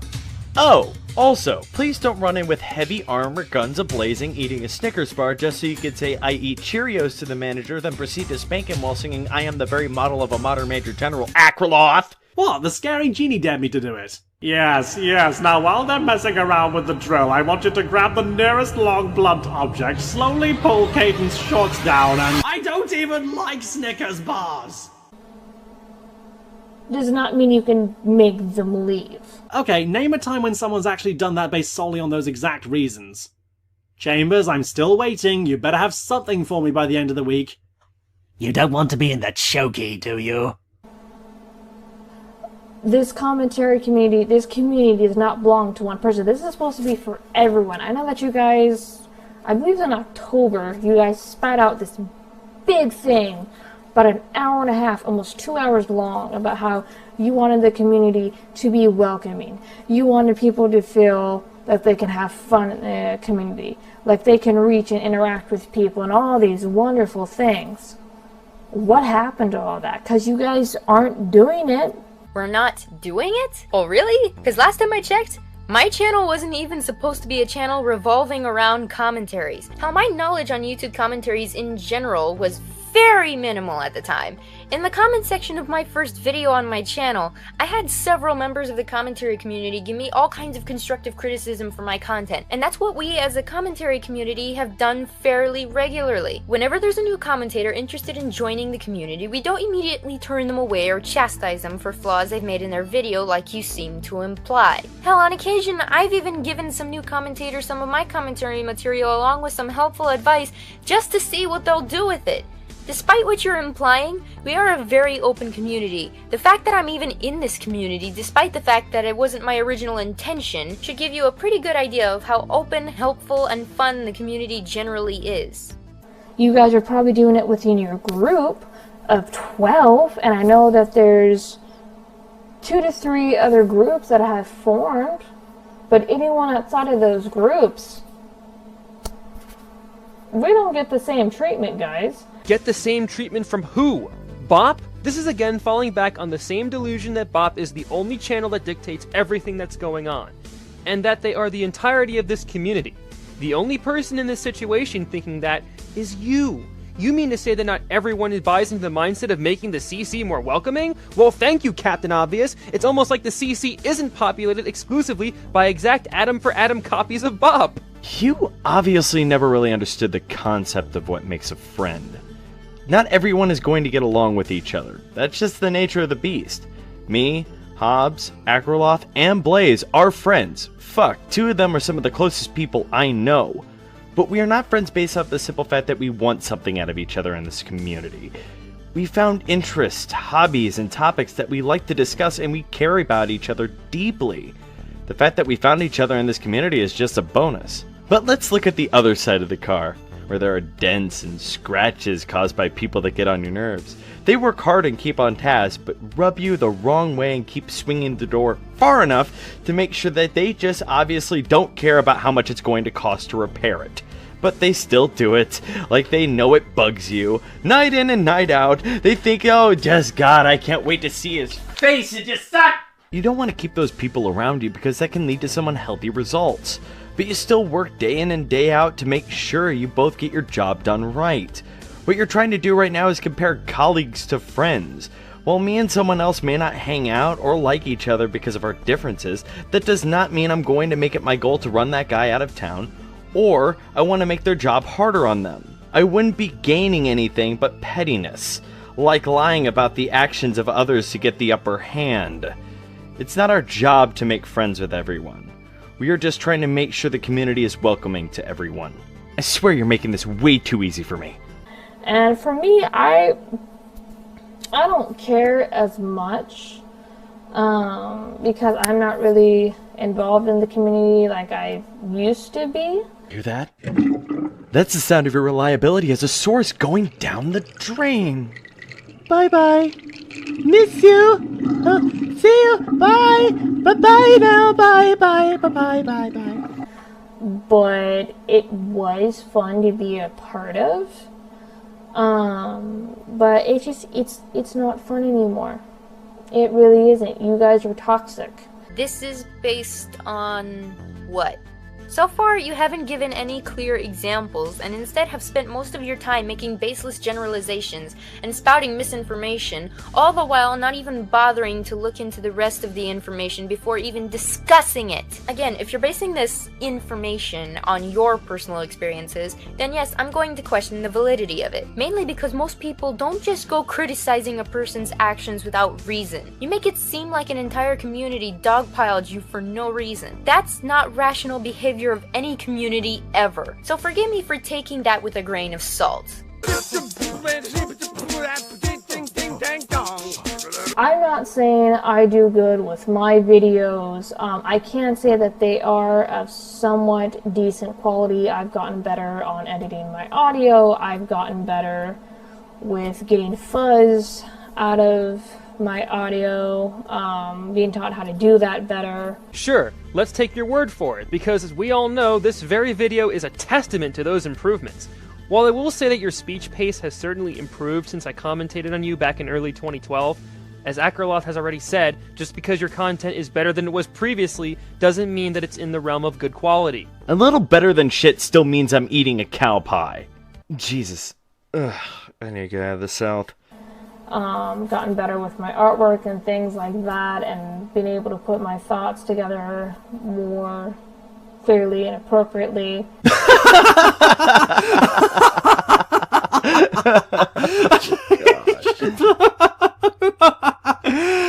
Chambers, are you seriously going to sit there and say that just over the halfway point of this of all videos? Fucking Roaring Thunder Pursuit organizes his thoughts more clearly than you. But half of your guys' videos just suck. And that is your opinion. Your statistic that you pulled out of your butt about how 50% of our videos suck does not make your points any stronger than they are now. If you gave examples instead of speaking in vague generalities, maybe we would be more understanding of you, but alas, that is not the case. After like 2 to 3 minutes, I shut the video off because just like, you guys are arguing about what? Really? Honestly, after sitting through at least 4 to 5 minutes of your video, I almost was inclined to shut the video because it was like, really? For a majority of the time I watched it. And honestly, were it not for me and others doing this BOP commentary on you, it would have remained the case. However, because of your low video and audio quality, many others, including those that have left a lot of dislikes on your original video, probably wanted to shut the video off too. Just remember that next time you announce your aversion towards our content. No, and I understand if you don't like it, don't watch it, go watch something else. That I completely understand. Yet you go to them with that sweeping generalization in mind anyway. Awesome job! It's almost as if people like you are the reason the don't like, don't watch argument continues to thrive to this very day. We're doing this argument again. I'm personally not a fan of the whole don't like, don't watch mentality, mainly because of the fact that people in general will have their own personal opinions and preferences when it comes to literally anything. The only time I have ever seen people use this argument for anything is when they either can't deal with the fact that other people don't have the same preferences or opinions on the same topic, or when the person just can't deal with criticism on anything that they do. If people don't like my content or what I do, then I don't have a problem with that. If they just don't like it for the sake of not liking it, that's their personal taste. But what you're doing right now is basically saying that other people's content objectively sucked simply because you personally didn't like it. Your personal preference isn't everyone's preference, nor does your personal preference constitute fact. Learn the difference. What I love most about this line is every time someone uses this logic, they should really look in a mirror. What's so lovely about this is when people bring it up, it's like their job to say it on repeat, let alone the logic behind it. Problem is, commentaries don't work this way.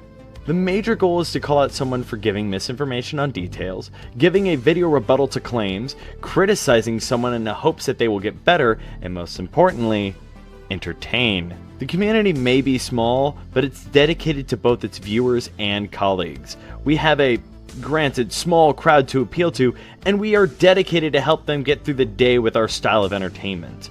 This is why I say it here as well. No one is asking you to stay. The door is right over there. but at the same time, What's the matter? Commentary community got your tongue? Well, that would explain plenty. I just don't get it. Your guys' videos, there's nothing professional about you guys, and I know from the answers that you guys gave me, and I think it was like specifically around the Pacific Ocean strikes again! On the live streams, that you guys were just nothing but about shooting memes. And I don't quite get the full meaning behind that, but... Oh my god, like jokes in a live stream. I don't get the deeper meanings, guys. Again, you don't specify what the question even was, or even explain why it should have been taken seriously. Unless you just go around asking the same damn question in streams, some clarification would be nice. Hell, why are you even bringing up topics that you don't remember the details of? Blaze. You're going way too fast for her. But if she's too stupid to get a joke, she's too stupid to get basic syllables. You guys are trying to do a podcast, and I've watched maybe one or two of those. But you guys are nothing to write home about either. I could say the same thing, plus the whole pretentious spiel about being unprofessional from earlier about your 20-minute shaky cam mumblefest, but we already figured that out 3 minutes in. Dear Dad, I've run into a group on YouTube known as the Commentary Community. It can be difficult to get away with being lazy in your videos when people expect you to actually give a crap about the content you produce for them. The trick is simple though. Just throw up a video on your channel and promise God anything he wants if it'll prevent people that have standards from pointing out the flaws in my video, providing evidence that proves my baseless assumptions wrong, and providing constructive criticism on how to avoid making the same mistakes. It doesn't always go as planned though. Surely there must be an easier way to avoid getting noticed by a community that the majority of YouTube thinks is dead. So much wrong in such a short time. And yes, I'll try to be brief. 1. The professional bit. With the amount of former, current, and graduated students in entertainment fields like animation and film, this is the funniest statement I've heard in this entire video. While some of us have stated on multiple occasions that we don't have the means to make high quality videos, there are people who can prove multiple times they will, even if you mean it like that, let alone the amount of people who, at ages stated from earlier, can push out high quality stuffs at ages 16, 17, ages that can't go to colleges just proves you wrong on so many levels.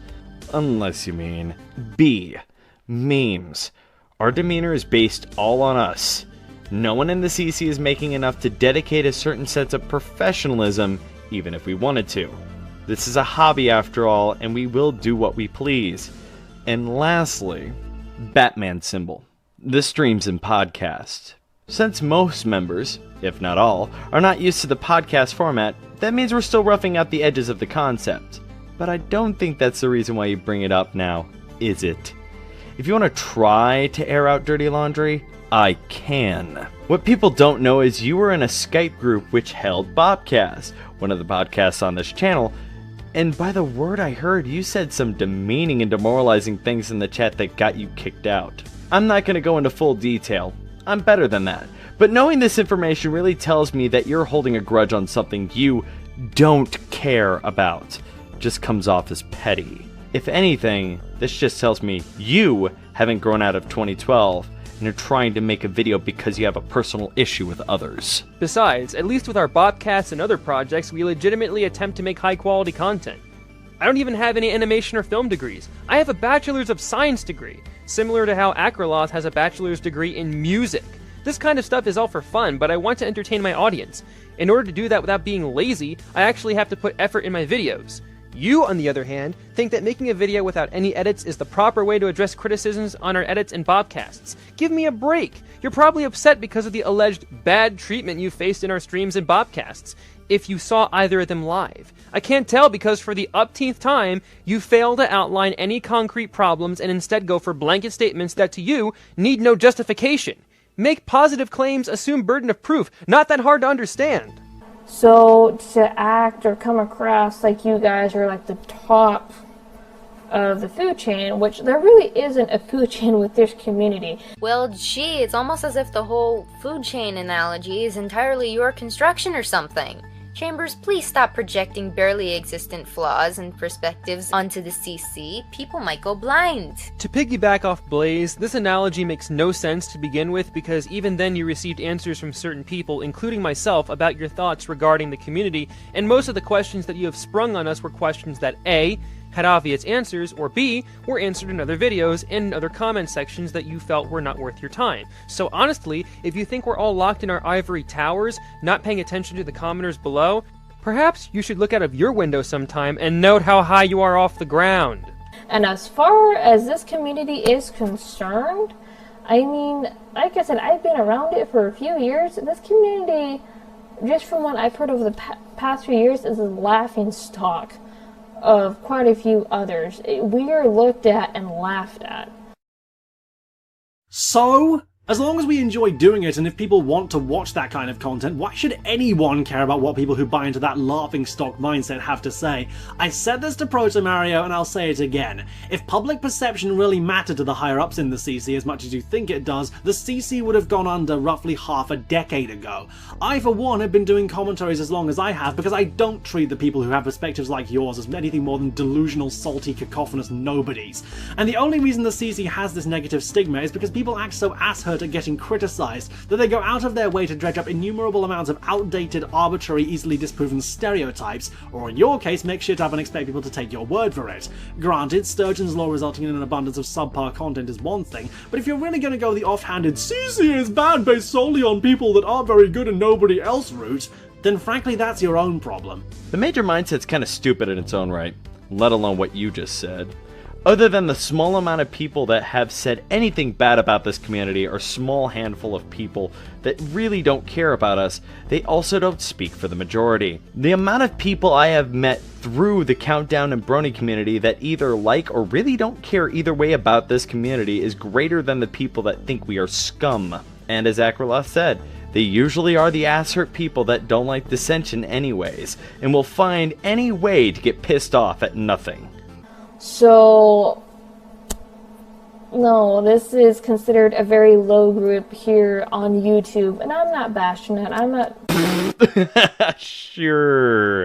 And Akraloth didn't try to hire Blaze to take out leprechauns. Still not doing it. Come on, why not? You were going to pay me in Marmite! It's very delicious on toast. Axe murder, death kill!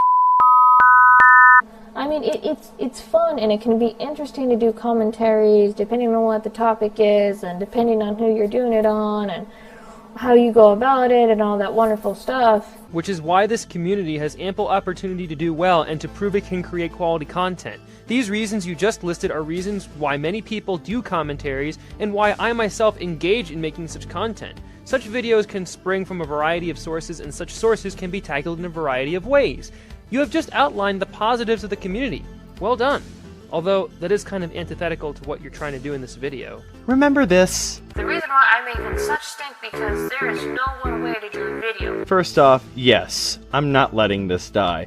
And secondly, what you just said negated the entire purpose of why people would listen to this ramblings you call a video. When the positives are better than the bullshit you think you see, and know full well that the comment from earlier can be expressed for channels as well, why the fuck should we listen to you anymore?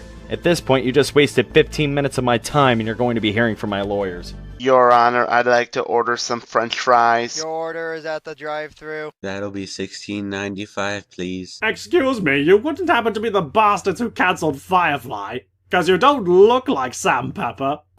But there is no food chain, there is no cool kids, there is no who's better than who. Am I the only one that found that quote interesting, just for the simple fact that you spent a lot of time bitching about the topics and people we've made commentaries on, and how we went about them? So, what? Do our commentaries have to be approved by you, and whether or not you see them as fit material? And yet you attempted to question why we don't usually cover more pressing issues. Then there's the next obvious problem of you projecting this idea that anybody who makes videos of a lesser quality quality than our own automatically gets berated by us. There is a general understanding that not everyone can afford better equipment for more visually appealing videos and whatnot. That's completely understandable. But despite this, nothing is stopping that person from trying to make said video interesting, informative, or entertaining. There's a certain level of decent quality in some form that should be expected of the content creator. That being said, plagiarism, lazy research, zero research, overused, uncreative jokes,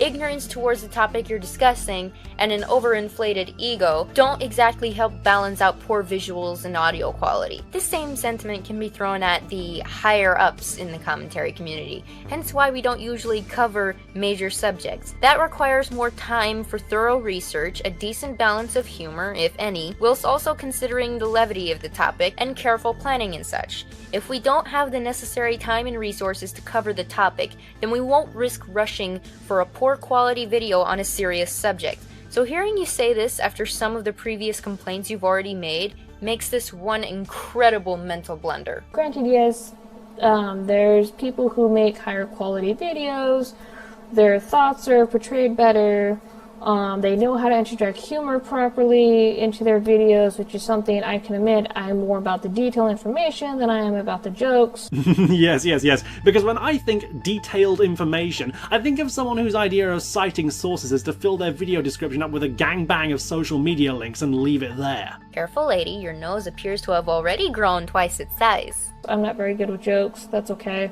That's not my thing. Really? What could give us that? I'm just gonna show the clip again. The reason why I make them such stink because there is no one way to do a video. Also, maybe people are more popular than others in the community because they take the time and effort to actually give a shit about what they present. But a food chain is something we don't promote. It's something you perceived. Given that you don't seem all that better at information either, what with your points of contention being entirely self-perceived and not actually held by anyone in the community you're talking to, what is your thing? She's a girl? Hello, I'm over here, Caden. But there is... You guys act like there's a hierarchy, and I'm not sure why. Holy crap. You are literally imagining an entire hierarchy just because you feel excluded from BOP's discussions, even though people have said in the video prior that you pretty much bungled things up with your attitude and demeanor in the streams and other venues. Listen, just because there seems to be a correlation between high subscriber count and better quality does not automatically mean the more popular commentators perceive themselves to be infallible or infinitely superior. I can admit my mistakes freely, and I welcome newer commentators if they show potential and room to grow in this community. Other people in BOP have similar attitudes, otherwise they would not be in BOP. They'd be considered toxic if they constantly demeaned other users. Do yourself a favor and stop making false categorizations based on your own biases. Considering us an outgroup that succumbs to in-group bias is not only petty but hilariously inaccurate, since you think all of us divide into high school cliques or something. Ha! Now's my chance to knock Hobbs right off his pedestal in the CC hierarchy with a mistake he will never admit. I don't know what you're... In your rant on Hitalia, you expressed disgust at the series using rape as a metaphor for invasion of another country, when that isn't even what happens in the actual series. That's something that only happens in the fanfiction. My god, this is a video from 2011 we're talking about. 2011 Schmenty11. If this proves anything, it's that you're totally not infallible. Get off the Iron Throne of the CC, your new ruler is in town. Now, for my first law, I decree that all shall twerk in my general direction at least twice a day on pain of death. Twerking? Why? Do you dare defy your lord and ruler? I'll have you know... I didn't study the highest forbidden arts at the School of Twerkomancy to have some ginger-fringed emo titmouse question my authority. Now bend over and work the thing that your mother gave you. And find me Zurich while you're at it. Granted, once again, I know that this is a bunch of kids still in high school. Oh man, bias is totally showing here. Cover up, lady, you're not in New York City. Hey Hobbs, you have the algebra notes from last week? I kinda skipped. What are you talking? Aiden, what the hell did you tell the principal? What are you talking about? Quit changing this subject, you know what you did? What's happening? Oh god, I screwed up. What's wrong, man? I accidentally told the principal Blaze skipped class to go hang out with those freaks again. You what? Why do I hang around with you people? You guys will come and go. The people I have seen for the past 4 to 5 years will have come and gone. You guys will do the same. I will actually not be surprised if this group dissipates in the next 3 years. And I'm not saying that to be mean, I'm just saying that because people move on. Things happen. Things change. I can kinda see what you're saying. I mean, it's naive to assume that BOP won't dissipate at some point, but the notion of using a time frame that's on this scale quite long is just making the idea of it dissipating come across less as BOP is Satan and more as the sky is blue. In 3 years, yeah, most likely, but in this context you might as well have said an entire decade for how much that ultimately means in the end. It just comes across as you using that kind of time frame so your prediction will have as little chance of being wrong as possible. I love how you say that you're trying not to be mean, but all I have been hearing is spite for the past 15 minutes. It's like you're looking forward to this group disappearing yet don't have the balls to say it. Really, it's kinda sad. And yes, we don't know the future of the group or the content of all the other separate channels. But that's the deal with the future. It's unknown. But unlike spineless cowards that take down their videos, people that have motivation and drive thrive off the unknown and will do anything with it. And yes, before anyone gets on me, let's face it. She is aiming this video at BOP and all its members, and there's little you can do to deny that, given who you name-dropped and where you directed your complaints. Weird, you gotta love how you wanted to play ball with who you consider big dogs, but you were too much of a coward to call most of us out by name. So don't act like you're gonna be here forever, because you're not. Nobody's gonna be here forever. I'm not gonna be here forever. If your other videos are as bad as this, I bloody well hope not. And seeing that this video shows that you straight up admit you ran off someone on the internet for unjustifiable reasons because they annoyed you, I'd give you 2 months tops before you delete another channel. None of us are gonna be here forever. There will be new YouTubers and or viewers coming in, and they will also expect some level of standards in content quality, just like other creators and viewers before them. Fuck, this can also be expected out of anything in life ever. People will expect a level of quality and standards in anything you do or say. What you're doing right now is equivalent to jumping in front of a moving train with your hand up and yelling, "Stop!" You may be okay with such piss-poor levels of mediocrity, but don't expect everyone to enjoy it as much as you do. None of us think we are going to be here the rest of our lives. We do have obligations outside of the internet, you know, and we are well aware of people coming and going within our community. See also M-Skull, Boomstick, Pan, Lady Objection, Kamikaze Master, and so forth. If you honestly think we're a bunch of nerds operating out of our parents' basements with no concept of doing things outside the internet, then you really are as myopic as you were back in 2012.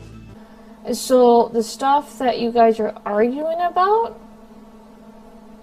Stop. I mean, with the shows, I know there's a big thing with arguing about Pokemon. I don't understand that, like, at all. It's not serious, okay? If you're referring to the BOP commentary that was done by Master TP10, Ricky Ray 102, and Bagel Nut, or any of TP's commentaries, then how about this? Realize that the community consists of a bunch of people with different preferences. If Pokemon does not apply to your interests, of course you are going to get confused. The YouTube audience does not consist of just you and you alone. Other communities exist, including ones that include gamers and Pokemon fanatics. TP and the gang want to do topical videos in such games, and honestly, that's within their jurisdiction as commentators to do so. How about you find other videos that are more relevant to your interests, and stop complaining about videos that do not appeal to your very specific tastes, eh? If that's not what you're referring to, then I can only assume from process of elimination that you're referring to the whole business with Proto Mario. And if my thinking is correct, which given your train of thought thus far seems reasonable, then try telling that to the people who escalated the situation to being a serious issue in the first place, that being Proto and his fans. The fact that it would mean that you focus less on the actual figures in that drama and more on the subject matter that said figure tends to talk about simply comes across as you trying to dodge the issue and paint it more as an issue with the commentary community than it actually is. Then again, regardless of whether it was a reference to that debacle or not, your obvious evasion of essential details doesn't reflect well on you. Hint, Proto Mario didn't get flack for talking about Pokemon. He got flack for his poor choice of topics, his bizarre sense of reasoning, his penchant for strawmanning his opponents, his atrocious PR, his toxic outlook on people who publicly criticize him, and his militant, violent fan base. The latter aspect Hobbs, Caden, and to a lesser extent myself, learned about the hard way. Between this and your defense of Roaring Thunder Pursuit, I'd understand if this was all you trying to look at it from the target's perspective, but in trying to avoid being one-sided, you pushed that attitude so hard that you just ended up being one-sided from the total opposite side. By the way, if you are referring to me, eat a dick. It's fine to have a debate on it and things like that, but it gets pretty damn hostile with some of you people, and it just gets weird reading some of these comments. Then what are they even... other than the fact that your lack of elaboration makes me want to slash your tires, and you just backhanding people's interest and turning around saying that it's okay to talk about it makes me want to kill myself. Let's look at this. When someone is interested in a hobby, they will get invested into debates on said hobby. And if push comes to shove, a commentary is born. But with hostility comes hostility. Not all fights are started by commentators. It's more commonplace for the person that is being covered or their fans to be hostile first.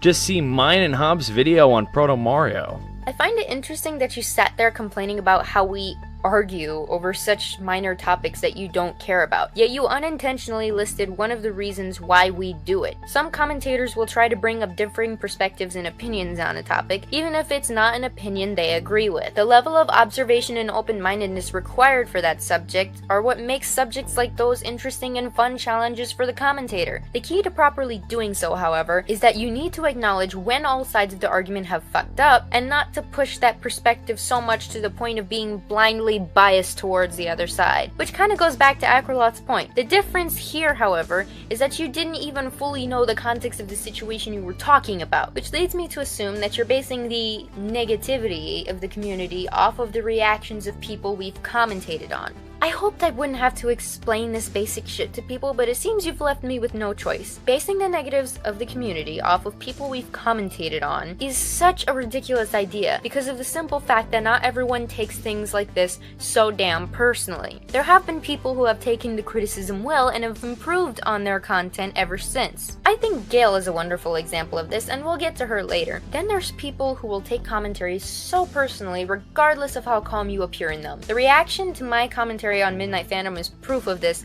seeing as how that was the most mild commentary I have ever made. Then there are people who absolutely hate criticism of any kind when it's directed towards them, and prefer to respond by throwing insults and attacking the person's character instead of the argument put forth.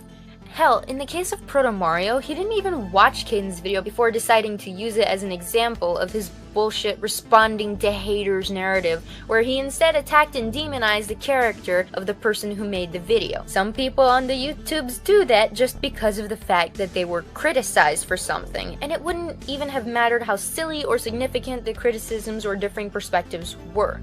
So I'm gonna ask you again, are you really basing the negatives of the community off of the stuff the community itself has actually done? Or are you just zeroing in on the negative reactions of the people we've commentated on? So, the hierarchy attitude needs to quit. And chemtrails need to stop being used. Oh wait, they already have, because much like the hierarchy thing, they don't exist! You guys, it would be nice to actually see you guys practice what you preach.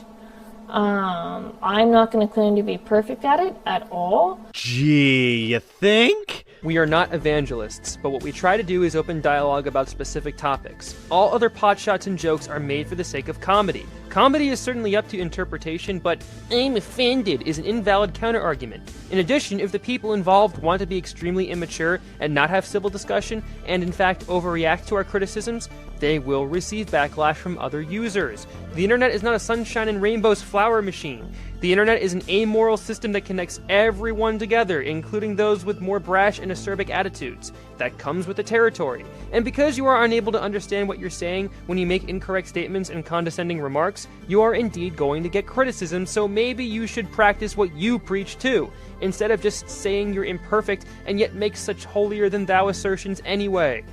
But you know, this is actually, I will say, the first online community that I have stuck with and have been around, and me personally, and I know I'm no one special. I mean, that's not a down put on me, that's just like, I'm not anyone important, this is just me giving my thoughts, but all I could interpret from that was your lack of backbone, and no, I'm not just bringing that up to make a pot shot at you. I really mean it. With the demeanor like that, it sounds like you're really not ready for anything on the internet, let alone in real life. This just tells me that this video is coming anyways, even if BOP didn't exist. Cause if something as small as things that happen in the CC bug you, I just wouldn't be surprised if you pick it at Google because someone said balls on a video about sports. Also, fantastic job at condescending projection. I know I'm not gonna claim to be perfect or act like I am, unlike you silly CC members.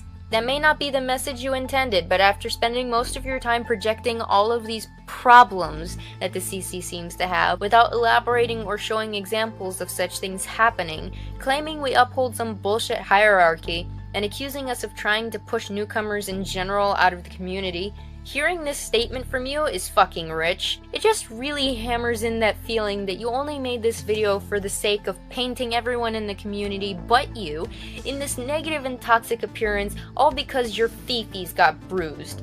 Somehow. And you're even failing at that because you don't even specify or elaborate as to what incidents occurred, how or why they offended you, and you just kinda left it open for interpretation. Again, if you're going to talk about the issues of the community, then you should talk about the damn issues of the community, not vaguely mention little miscellaneous bits here and there and leave people in the dark as to what you're actually saying. Then again, why should you ever have to put any kind of effort on elaboration, examples, citations, and actual research when your audience can just waste their time becoming little Sherlock Holmeses of the internet to find out what your lazy ass was actually talking about? Speaking of, where's my Watson? Right now, I really don't like the condition of the community. I really don't. Not saying the conditions before were better, because looking back on it, there were some pretty screwed up situations that happened a few years back that me and a couple others had to step in and go, you guys need to quit. Screwed up situations occur in every community. I'm not going to condone them from happening or justify their existence, but people who make ridiculous rants on the commentary community seem to be convinced that serious situations are just endemic to us. They never occur anywhere but here, and that is why we are considered hell. Look around, it happens all too often and perhaps with more frequency in other communities. Have you seen the ranting community, the gaming community, or even the atheist community as of... Wait, never mind that last example, it's too blasphemous for your tastes. Again, you're forcing us to speak in a general sense because Your lack of citations or examples is unfucking forgivable. And they were serious. They were actual serious situations, and I can say that the situations here are not as serious, thank God. But at the same time, it's just venomous. It really is. Considering the fact that the complaints you have with the CC are either outdated or based on pure fabrication, let me just ask you this. How are you helping dissuade that? Because of the War of 1812? What? You heard me? You heard him. Yeah, back when Pokemon Pearl was released. Have you never heard of this? I'm indescribably lost. How can you just stand there when Caden and Hobbs are twerking for your Marmite? Okay, that makes sense. What? Dance with me, Aki. Dance the dance of the government gremlins. You're all the weird. Okay, I'm gone. You guys can't even do this, right? Screw this. I'm going away. Wait, what? I knew we should have used the platypus. Why? Look at it.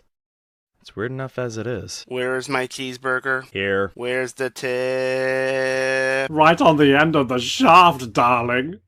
And I don't understand this desire or this craving to be publicly hated. Ryan made a response to that portion, so watch that video too, though you also will misinterpret it as well with your faulty listening and reading comprehension. I don't know what your thing is with that. You guys going back, it's all freaking petty. Anybody else notice how her issues with the commentary community always seem to come back to Ryan? She keeps going on about those issues in the vaguest ways possible, whilst never bringing up an example to prove her case. Yet the only example she actually used throughout the entire video is the one with RTP, and used it almost to the point of mentioning me by name, but not. So let me get this straight. We already know at this point that this video has nothing to do with the problems of the CC. It seems to only address the people she has personal gripes with. Having said that, the only commentator you actually bring up by name and seem to have problems with is someone that you couldn't be bothered to present examples or proof for. But bringing up a situation that has nothing to do with you, wasn't remotely directed at you, and something that you had next to no knowledge about and didn't bother to research first is suddenly okay to help strengthen your point. You have the best debating skills of all the Muppets. Here's a gold plunger for your troubles. And I don't know, I'm probably gonna get a few of those retarded comments. And the best part is, you anticipated the backlash, and you were still caught with your ass showing to the whole class. Gasp! She said the R word! In all seriousness, isn't it ironic that the religious and self-ingratiating moral ground of the entire situation instinctively flings around words like retarded to describe comments that she considers snarky and not worth her time? That goes to show that you, Chambers, are stooping to a lower level in order to combat your detractors. I think at this point we can safely say the video has imploded in on itself. Or not retarded, excuse me. Apologies, that's the wrong word. Yeah, I'll just let this clip from Filthy Frank speak for itself. If you've worked with mentally disabled people, you don't call them mentally retarded. Don't try and act politically correct, but be politically incorrect about the exact thing you're addressing. See how much of a minefield things become when you don't use a script? I shot your mom in the dick.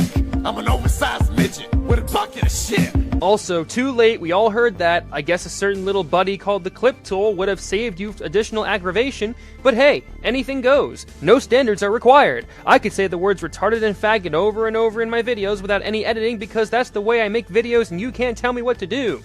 Based on Chambers' ridiculous standards, she would defend something like that in our community. Snarky comments on my video telling me how dumb I am or leave something stupid. But excuse me, I shouldn't have used retarded. And the retarded count goes up to 3. Man, your grave is deeper than the Marianas Trench at this juncture.